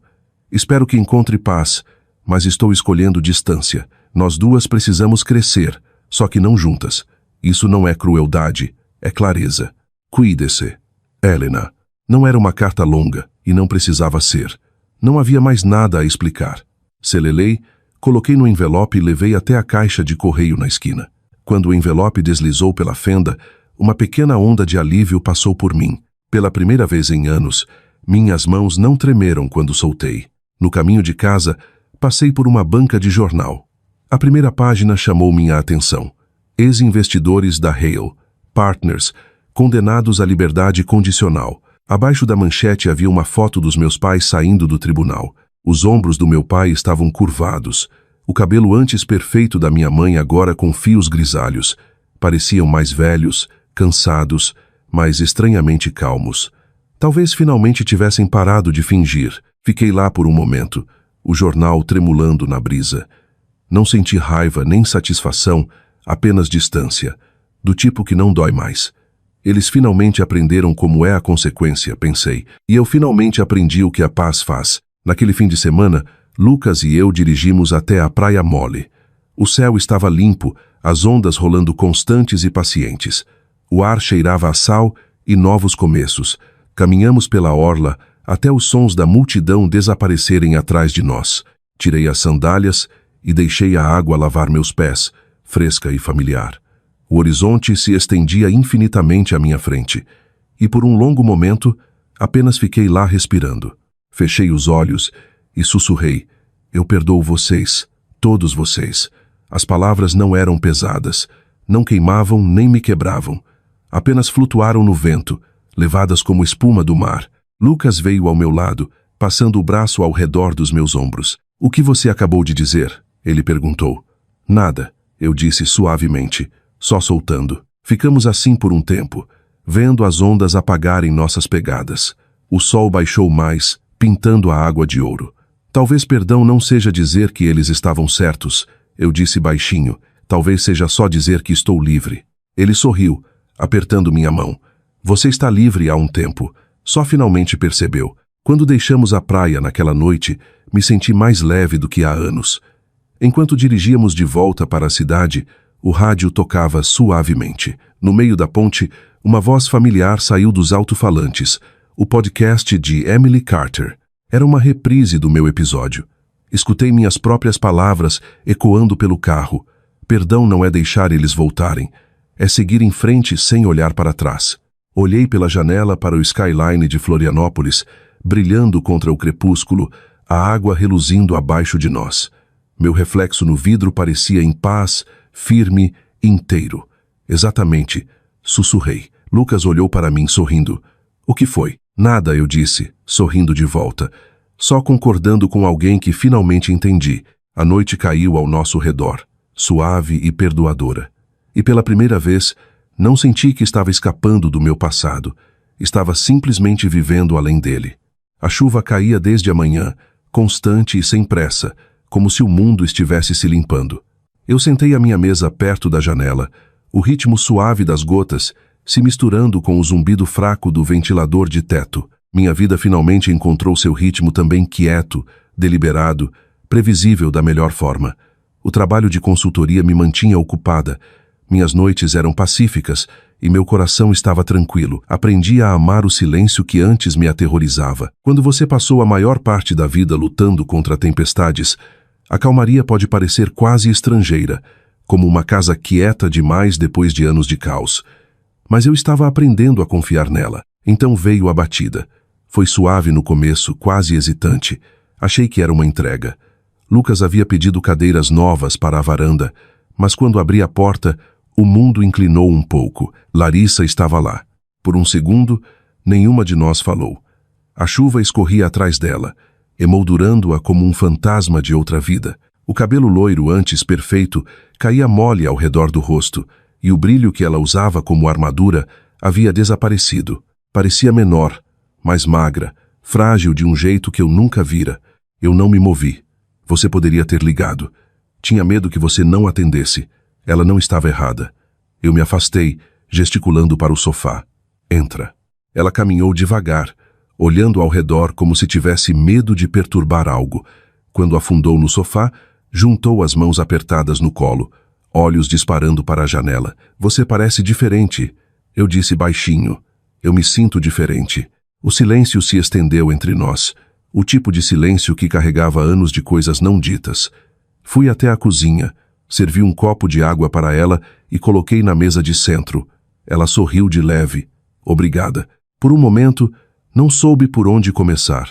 Da última vez que a vi, ela vivia uma vida de champanhe e flashes de câmera, se gabando de contratos de patrocínio e planos de viagem. Agora, a mulher à minha frente parecia não dormir há dias. Eu vi o podcast, ela disse suavemente.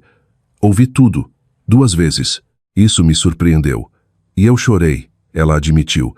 Não pelo que você disse sobre mim, mas por quanto eu não via até agora. Você sempre tentava manter a família unida, e eu continuava quebrando. As palavras dela caíram pesadas, mas não afiadas.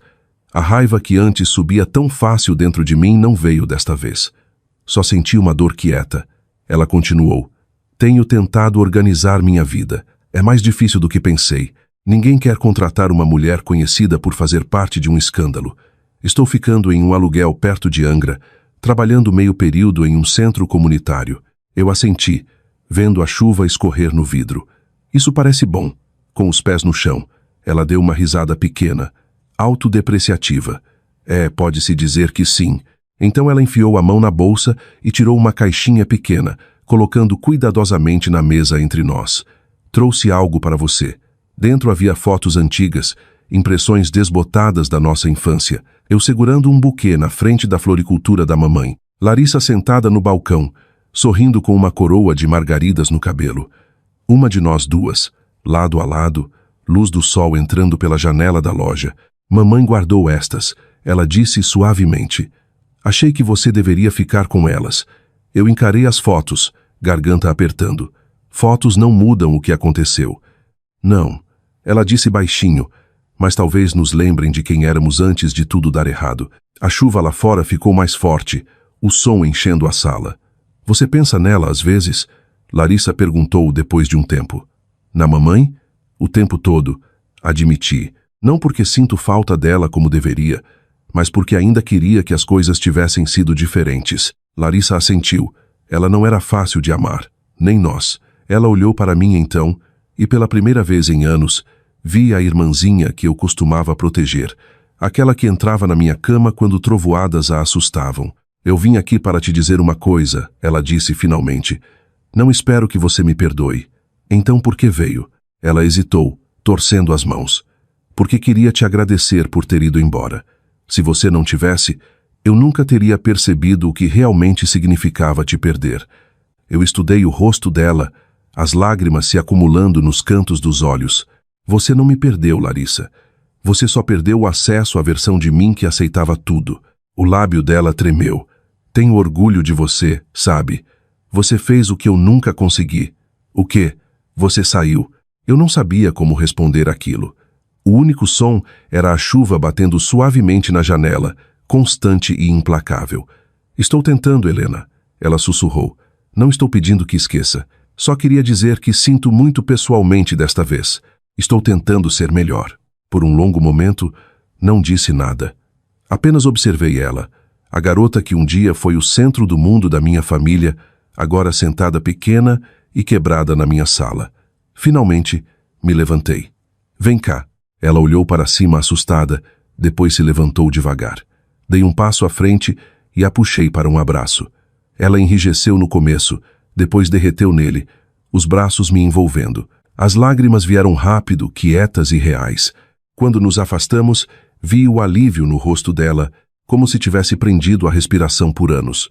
Não estou pedindo que me ligue, ela disse, voz suave. Só queria que soubesse que estou tentando. Eu assenti. Então continue tentando. Enquanto a acompanhava até a porta, ela parou no limiar, a chuva ainda caindo lá fora. Você sempre foi a forte, ela disse. Não, respondi gentilmente. Eu só aprendi a parar de me quebrar pelos outros. Ela sorriu através das lágrimas e saiu para a chuva, abrindo o guarda-chuva enquanto desaparecia pela rua. Fiquei lá por um longo tempo depois que ela foi embora, vendo as gotas de chuva traçarem longas linhas prateadas no vidro. Algo dentro de mim se soltou um suspiro quieto que eu nem percebi que estava prendendo. Perdão, percebi.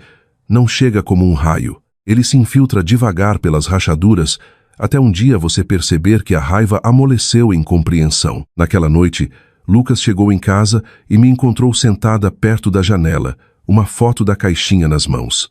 Era a de mim e Larissa do lado de fora da floricultura.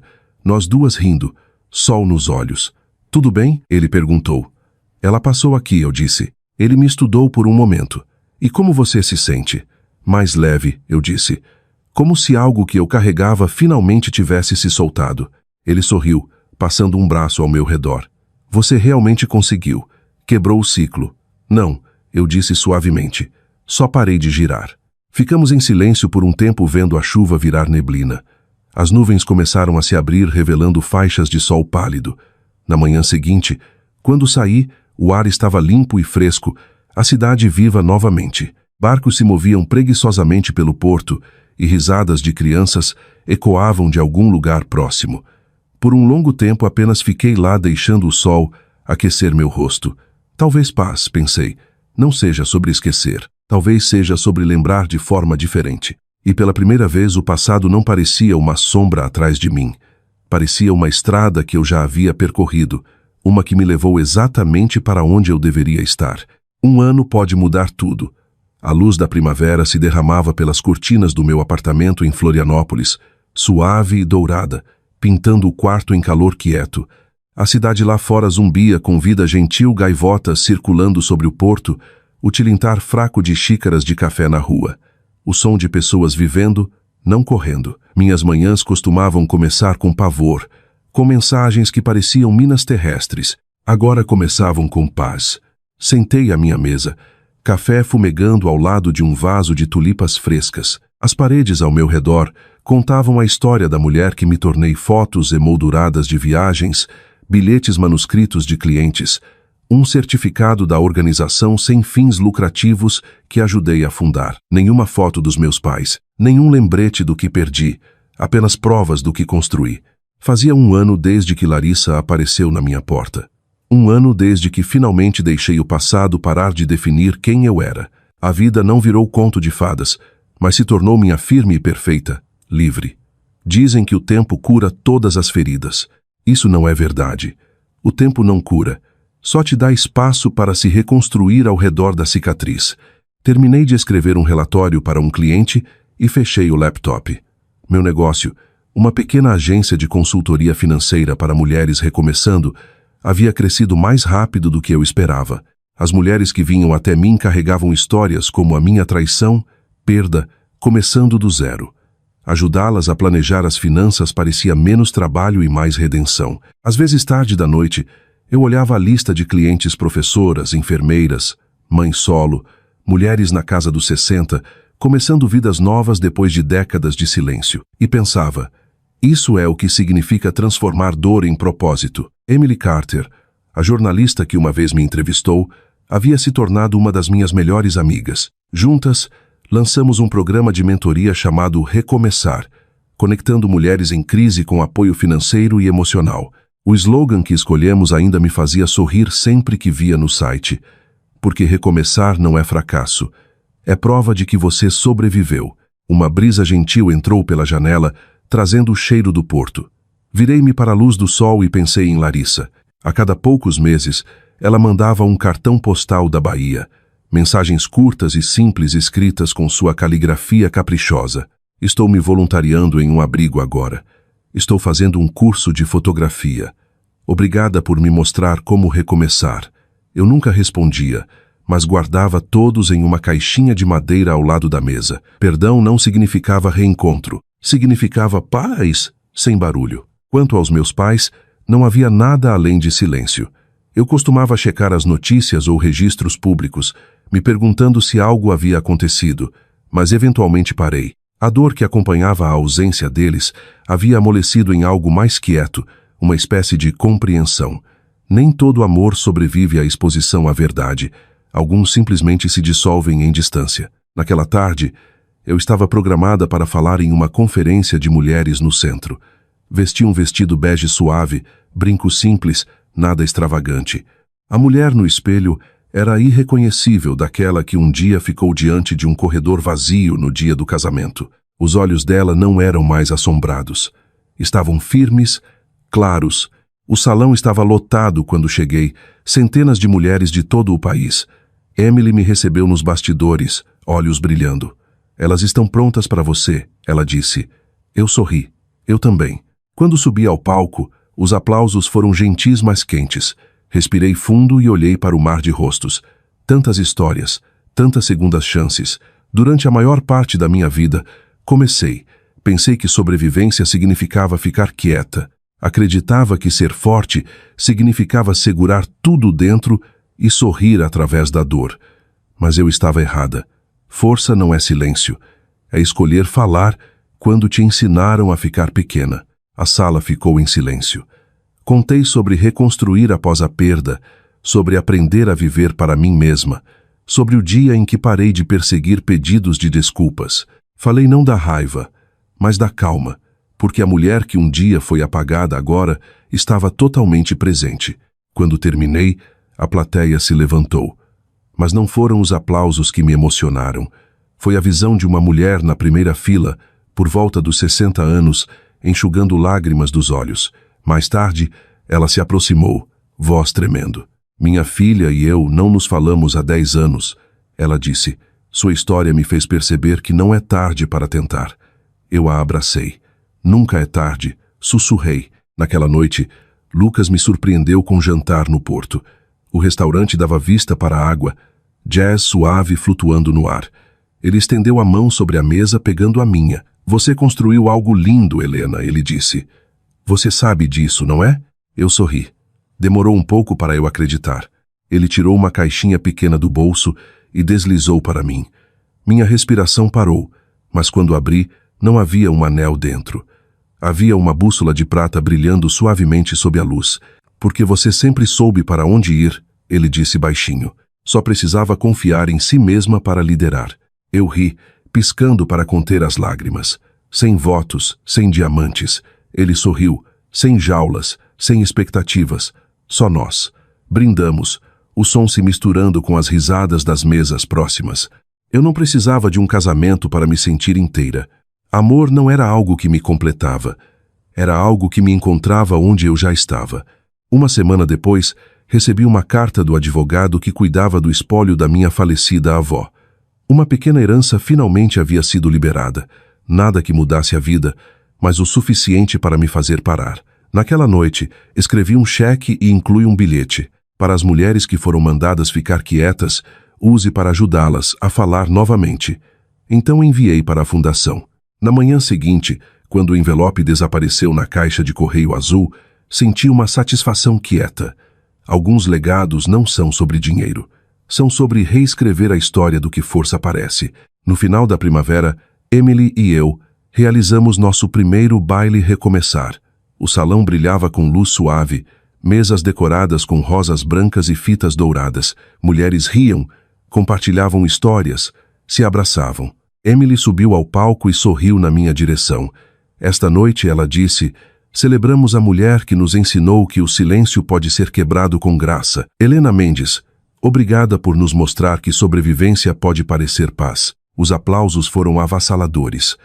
Olhei ao redor do salão, tantos rostos, tanta vida, e percebi algo profundo. Eles perderam meu casamento, mas não puderam perder meu tornar-me. Mais tarde, naquela noite em casa, fiquei na frente do espelho. A mulher que me encarava não esperava mais permissão. Os olhos eram suaves, a postura forte. Pensei em tudo o que perdi e como cada perda abriu espaço para algo mais verdadeiro. A vida que eu queria, sussurrei, nunca foi sobre ser escolhida. Era sobre me escolher. Na manhã seguinte, o céu se abriu em cores. Lucas e eu caminhamos até o porto enquanto a primeira luz brilhava sobre a água. O ar estava fresco, as ondas gentis, a cidade ainda meio adormecida. Tirei os sapatos e deixei a areia pressionar meus pés. A maré subia lenta e constante, assim como o meu coração agora. Dizem que perdão é um presente que você dá aos outros, murmurei, vendo o horizonte, mas acho que é o que você guarda para si mesma. Lucas passou o braço ao redor da minha cintura. Você mereceu cada pedaço desta paz, ele disse. Eu sorri. Não, eu construí. O sol subiu mais alto, dourando a água. Fiquei lá mais um momento, respirando o cheiro de sal e novos começos. A vida que eu tinha agora não era aquela que eles imaginaram para mim. Não era perfeita, nem barulhenta, nem cheia de grandes gestos, mas era minha, cada pedaço quieto e deliberado. E enquanto a luz se espalhava pelo porto, eu sabia de uma coisa com certeza. Eu havia perdoado, havia curado, e finalmente, havia voltado para mim mesma. A manhã começou como qualquer outra. A luz do sol se derramava sobre o jardim da varanda, brilhando nos pequenos potes de vidro de manjericão e alecrim que plantei na primavera passada. O ar estava fresco e Florianópolis se movia preguiçosamente abaixo, ainda meio adormecida. Eu estava cortando um ramo de hortelã para meu chá, quando meu celular começou a tocar. O número na tela era desconhecido, código de área de São Paulo. Ignorei, mas algo em mim hesitou. Quando atendi, uma voz suave veio pela linha. Senhorita Mendes, meu nome é Marla. Sou enfermeira no Hospício Santa Inês em Ubatuba. Estou ligando sobre sua mãe. Por um momento não consegui falar. O som das gaivotas e o zumbido fraco do trânsito se misturaram em um silêncio único. Ela está conosco há algumas semanas. Marla continuou gentilmente. Ela pediu por você esta manhã. Disse que você talvez não viesse, mas quis que eu ligasse mesmo assim. Meus dedos apertaram o celular. Quão ruim está. Ela está fraca, mas lúcida. Não tem muito tempo. Fechei os olhos. Obrigada por me avisar. Depois que desliguei, fiquei na varanda por um longo tempo, o chá esfriando ao meu lado. Os sons da cidade voltaram ao foco. Crianças rindo, ondas quebrando fracamente ao longe. O mundo ainda seguia em frente. Só eu me sentia de repente parada. Naquela noite, Lucas me encontrou sentada na varanda encarando o horizonte. Contei sobre a ligação. Não sei se devo ir, admiti. Eu já a perdoei. Vê-la não vai mudar isso. Ele se encostou no corrimão ao meu lado, o crepúsculo laranja lavando seu rosto. Talvez não seja sobre mudar o passado, ele disse suavemente. Talvez seja sobre mudar o final. As palavras dele ficaram comigo. 2 dias depois, arrumei uma pequena mala e dirigi para o sul. A estrada se estendia infinitamente à frente, ladeada por pinheiros e flores silvestres da primavera. Quanto mais eu ia, mais quieto o mundo parecia. Desliguei o rádio e deixei o silêncio falar. Pensei na garota que eu costumava ser, aquela que implorava por aprovação, que construía seu valor em torno de ser boa o suficiente para ser notada. Pensei na mulher que me tornei, aquela que aprendeu que amor não precisa ser conquistado. Talvez, pensei, esta viagem não fosse para ela. Talvez fosse para mim. Quando cheguei ao hospício, o ar cheirava levemente a lavanda e chuva. Uma enfermeira me levou por um corredor quieto até um quarto ensolarado no final. Ela estava lá, frágil e pequena sob um cobertor branco. O cabelo, outrora perfeitamente arrumado, agora fino e grisalho. Mas os olhos, quando se abriram, ainda tinham a mesma agudeza que eu lembrava. Você veio. Ela sussurrou. Eu assenti, aproximando-me da cama. Você pediu por mim, então vim. Um sorriso fraco cruzou os lábios dela. Você parece forte. Eu sou, eu disse simplesmente. A enfermeira ajeitou o cobertor e saiu, nos deixando sozinhas. Por um tempo, nenhuma de nós falou. O único som era o tic-tac suave do relógio e o zumbido distante de um rádio tocando jazz antigo. Finalmente ela disse, não sei por onde começar. Cometi tantos erros. Eu fiquei em silêncio, deixando ela falar. Pensei que amor era algo que você tinha que conquistar. Ela continuou. E pensei que se mantivesse tudo perfeito, ninguém veria o quanto eu tinha medo. Queria ter orgulho de você, mas não sabia como te amar sem me sentir pequena ao seu lado. Você sempre foi tão capaz. A voz dela quebrou. Eu falhei com você. Falhei com as duas. Senti uma lágrima escorrer pela minha bochecha, embora minha voz permanecesse calma. Você fez o que sabia. Parei de precisar do seu pedido de desculpas há muito tempo. A respiração dela ficou mais superficial, os olhos brilhando. Então por que você veio? Peguei a mão dela, a pele fina como papel e fria contra minha palma. Porque queria que você soubesse que eu fiquei bem. Apesar de tudo, ela olhou para mim por um longo momento, um sorriso fraco puxando os lábios. Você sempre foi minha luz, Helena. Eu só não sabia como amar a luz. Minha garganta apertou. Está tudo bem, mamãe. Você pode descansar agora. A mão dela apertou a minha uma vez e depois relaxou. O subir e descer do peito dela diminuiu até parar completamente. O quarto pareceu expirar com ela. Por um momento, apenas fiquei lá segurando a mão dela, vendo a luz do sol mudar na parede. Não houve grande emoção, nenhum colapso, nenhuma raiva, apenas liberação quieta, do tipo que parece um final e um começo ao mesmo tempo. 3 dias depois, Larissa e eu ficamos lado a lado em um pequeno serviço memorial. A igreja estava quase vazia. Só nós, alguns funcionários do hospício e o pastor. Larissa parecia diferente agora, firme, com os pés no chão. Quando me viu, deu um sorriso pequeno e triste. Ela falou de você, ela disse suavemente. O tempo todo. Disse que você encontrou paz. Acho que isso deu paz a ela também. Eu assenti. Então talvez todas nós finalmente tenhamos parado de lutar. Larissa estendeu a mão, roçando a minha brevemente.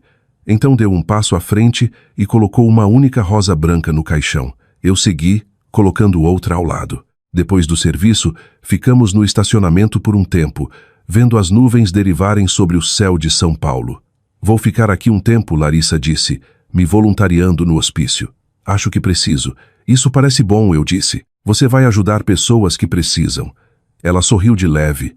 Você soa como a mamãe. Nós duas rimos, um som quieto e agridoce. Então nos despedimos, sem promessas, sem expectativas, apenas paz. De volta a Florianópolis, a cidade me recebeu com cheiro de sal e chuva.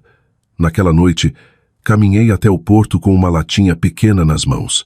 Dentro havia um pouco das cinzas da minha mãe. O vento estava suave quando subi no pier. Abri a latinha e deixei as cinzas se espalharem sobre a água, a maré as levando embora. Perdão não é sobre esquecer, sussurrei. É sobre lembrar sem dor. O céu ficou dourado, e por um momento, pareceu que tudo, cada coração partido, cada silêncio, cada cadeira vazia, havia levado exatamente até aqui. Semanas depois, fiquei diante de uma sala cheia de mulheres no almoço de mentoria da nossa fundação. Os rostos delas brilhavam com esperança quieta, cada uma carregando suas próprias histórias de sobrevivência. Não nos curamos porque eles pedem desculpas, eu disse a elas. Nos curamos porque paramos de precisar que eles peçam. Aplausos encheram a sala, suaves mas sinceros. Eu sorri pensando na minha mãe, em Larissa, na garota que eu costumava ser. Naquela noite na varanda, as luzes da cidade reluziam sobre a água. Lucas se juntou a mim, passando os braços ao redor da minha cintura. Acabou, eu disse baixinho. Ele beijou minha têmpora. Não, sussurrou. Começou. O porto abaixo estava calmo, o luar se derramando sobre as ondas. Fechei os olhos e respirei o ar salgado, o som da maré como um batimento cardíaco. Eu costumava pensar que vingança significava fazer eles sentirem minha dor, mas parada ali com paz finalmente no peito, eu sabia melhor. A maior vingança é viver em uma calmaria que eles não podem mais perturbar, e eu finalmente havia encontrado a minha. O sol da manhã nasceu lento e suave sobre o porto de Florianópolis, tornando a água da cor de mel. Sentei na minha varanda, meu diário aberto à frente, o mesmo que carreguei pelos anos mais difíceis da minha vida. As páginas estavam cheias agora, algumas manchadas de lágrimas, outras borradas de café, todas escritas por uma mulher que finalmente encontrou seu caminho de volta para si mesma. Fazia um ano desde a morte da minha mãe, um ano desde que fiquei à beira do porto e deixei o resto das cinzas dela se espalharem no vento. Eu ainda saía aqui na maioria das manhãs com meu chá e meus pensamentos, não porque era assombrada, mas porque gosto de lembrar de um lugar de paz. Um ano atrás, disse adeus à mulher que me quebrou e à mulher que eu costumava ser. A vida havia mudado silenciosamente desde então. A Fundação Recomeçar havia crescido além de qualquer coisa que eu imaginara. O que começou como um pequeno grupo de apoio agora se estendia pelo estado. Oficinas em bibliotecas, abrigos e faculdades comunitárias, ajudando mulheres a reconstruir suas vidas após traição, divórcio ou perda. Mulheres que antes sussurravam sua dor agora falavam com força, e toda vez que ouvia a risada delas naquelas salas, parecia cura ecoando através do tempo. A voz que um dia silenciaram agora ajudava outras a falar. Naquela manhã, enquanto terminava de escrever algumas anotações para uma reunião, uma batida soou na porta. Quando abri, Emily Carter estava lá com seu sorriso brilhante de sempre e uma sacola de papel com croissants. Café da manhã e negócios, ela disse, entrando antes que eu pudesse responder. Sentamos à mesa, luz do sol se derramando sobre nossas xícaras de café. Emily tirou uma pasta da bolsa. Você vai querer ver isso. Dentro havia uma carta de uma editora em São Paulo. Eles queriam adaptar meu episódio de podcast e discursos em um livro, um memoir sobre cura, perdão e recomeçar. Eu encarei por um longo momento. Emily, eu nunca quis fama. Ela sorriu gentilmente. Então não escreva pela fama. Escreva para a mulher que você costumava ser. Aquela que precisava saber que a paz era possível. Naquela noite sentei à minha mesa muito depois que Lucas havia ido dormir. Lá fora, a cidade estava quieta exceto pelo zumbido do trânsito distante e o suave correr da maré. Comecei a escrever não sobre o escândalo, não sobre a família que me esqueceu, mas sobre o que veio depois. Escrevi sobre reconstruir, sobre silêncio que curava em vez de doer, sobre encontrar amor que não exigia sacrifício. E enquanto as palavras fluíam, percebi que não estava mais só escrevendo minha história. Estava escrevendo um mapa para qualquer um que já se sentiu apagado. Por anos escrevi. Esperei que minha família me escrevesse na história deles. Agora estou escrevendo a minha. Demorou meses para terminar. Houve noites em que chorei, noites em que ri de memórias antigas e noites em que simplesmente fiquei maravilhada com o quão longe eu havia chegado. Quando o livro finalmente foi publicado, fizemos o lançamento em uma pequena livraria independente no centro. A placa do lado de fora dizia: A vida que uma escolheu. Uma conversa com Helena Mendes. A sala estava cheia de mulheres de todas as origens, de estudantes universitárias a avós. Eu conseguia ver Emily no canto brilhando como uma irmã orgulhosa, mas o que me tirou o fôlego foi um rosto familiar perto do fundo. Larissa. Ela parecia nervosa, mas havia uma suavidade nos olhos que eu não via há anos. Dei um pequeno aceno e ela sorriu quase timidamente. Quando chegou minha vez de falar, abri na página final do meu livro. Eu costumava acreditar que minha história terminava no dia em que minha família foi embora. Li. Mas eu estava errada. Começou no dia em que parei de esperar que eles voltassem. A sala ficou em silêncio por um batimento cardíaco. Depois encheu-se de aplausos gentis. Depois Larissa se aproximou. Por um momento, nenhuma de nós soube o que dizer. Então ela estendeu a mão e me abraçou. Você conseguiu. Ela sussurrou. Você também, respondi. Não prometemos nos ver novamente em breve. Não falamos do passado. Não precisávamos. Paz nem sempre precisa de palavras, só precisa de verdade. Algumas semanas depois, Emily me convidou para gravar uma entrevista de acompanhamento para o podcast, exatamente um ano depois do primeiro episódio que mudou tudo. Enquanto sentávamos uma de frente para a outra no estúdio de gravação, ela sorriu. Então Helena, ela disse: se você pudesse falar com a mulher que era há 5 anos, o que diria a ela? Eu ri suavemente. Diria que ela não precisa ser escolhida para ser digna. Ela já é. Emily assentiu. E o que você quer que sua história deixe para trás? Pensei por um momento. Esperança, eu disse. Para toda mulher que já foi esquecida ou silenciada saber que pode recomeçar. Quando o episódio foi ao ar, mensagens chegaram de mulheres de todo o país. Algumas eram simples obrigadas. Outras eram longas confissões sobre famílias quebradas, casamentos perdidos e a coragem de recomeçar. Uma mulher escreveu: sua história me deu força para sair. Não achava que conseguiria recomeçar aos 58, mas agora sei que consigo. Outra escreveu: toquei seu podcast para minha filha. Choramos juntas. Obrigada por nos ajudar a nos encontrar novamente. Ler aquelas mensagens parecia ver uma onda se movendo através de gerações, cada voz carregando a próxima adiante. Emily ligou uma noite rindo através de lágrimas. Você começou um movimento, Helena. Paz é a maior vingança, está trending em todo lugar. Eu sorri com isso. Talvez não seja vingança, eu disse. Talvez seja lembrança, do tipo que te liberta. Alguns meses depois, a fundação realizou seu baile anual. O salão reluzia com luz de velas e risadas. Mulheres que antes andavam intimidadas agora dançavam descalças ao jazz ao vivo. Emily me entregou um microfone perto do final da noite. Esta, ela disse à multidão, é a mulher que nos ensinou que força pode ser quieta e que paz pode rugir mais alto que a dor. Olhei para elas, coração cheio. Eles perderam meu casamento. Eu disse sorrindo, mas não puderam perder meu tornar-me. A sala explodiu em aplausos, mas desta vez não senti que estava performando, estava simplesmente vivendo. Mais tarde naquela noite em casa, sentei perto da janela e escrevi uma última carta para a garota que eu costumava ser. Querida Helena, você conseguiu. Sobreviveu a todo o silêncio, todo o coração partido, toda a cadeira vazia. Aprendeu que o mundo não precisa te ver para te tornar real. Você foi embora do que te quebrou e não endureceu. Você floresceu. E algum dia, outra mulher lerá sua história e se verá nas suas palavras. Esse é seu legado. Dobrei a carta e a coloquei dentro de um exemplar do meu livro. Depois o deixei na prateleira de leitura gratuita da biblioteca local. Em algum lugar, algum dia, outra mulher o encontraria. Na manhã seguinte, caminhei ao longo do porto, enquanto a primeira luz se espalhava sobre a água. O céu estava rosa e dourado, a maré sussurrando suavemente contra a orla. Parei para ver o nascer do sol do mesmo jeito que fiz tantas vezes antes. Mas hoje parecia diferente. Não era um lembrete do que perdi, era uma celebração de tudo o que encontrei. No final, minha história não era sobre vingança, era sobre retorno a mim mesma, a paz, a vida que eu sempre deveria viver. Dizem que o tempo cura todas as feridas. Talvez não, mas ensina quais nunca foram suas para carregar. e enquanto o sol subia mais alto sobre Florianópolis, eu sorri descalça na areia, finalmente livre.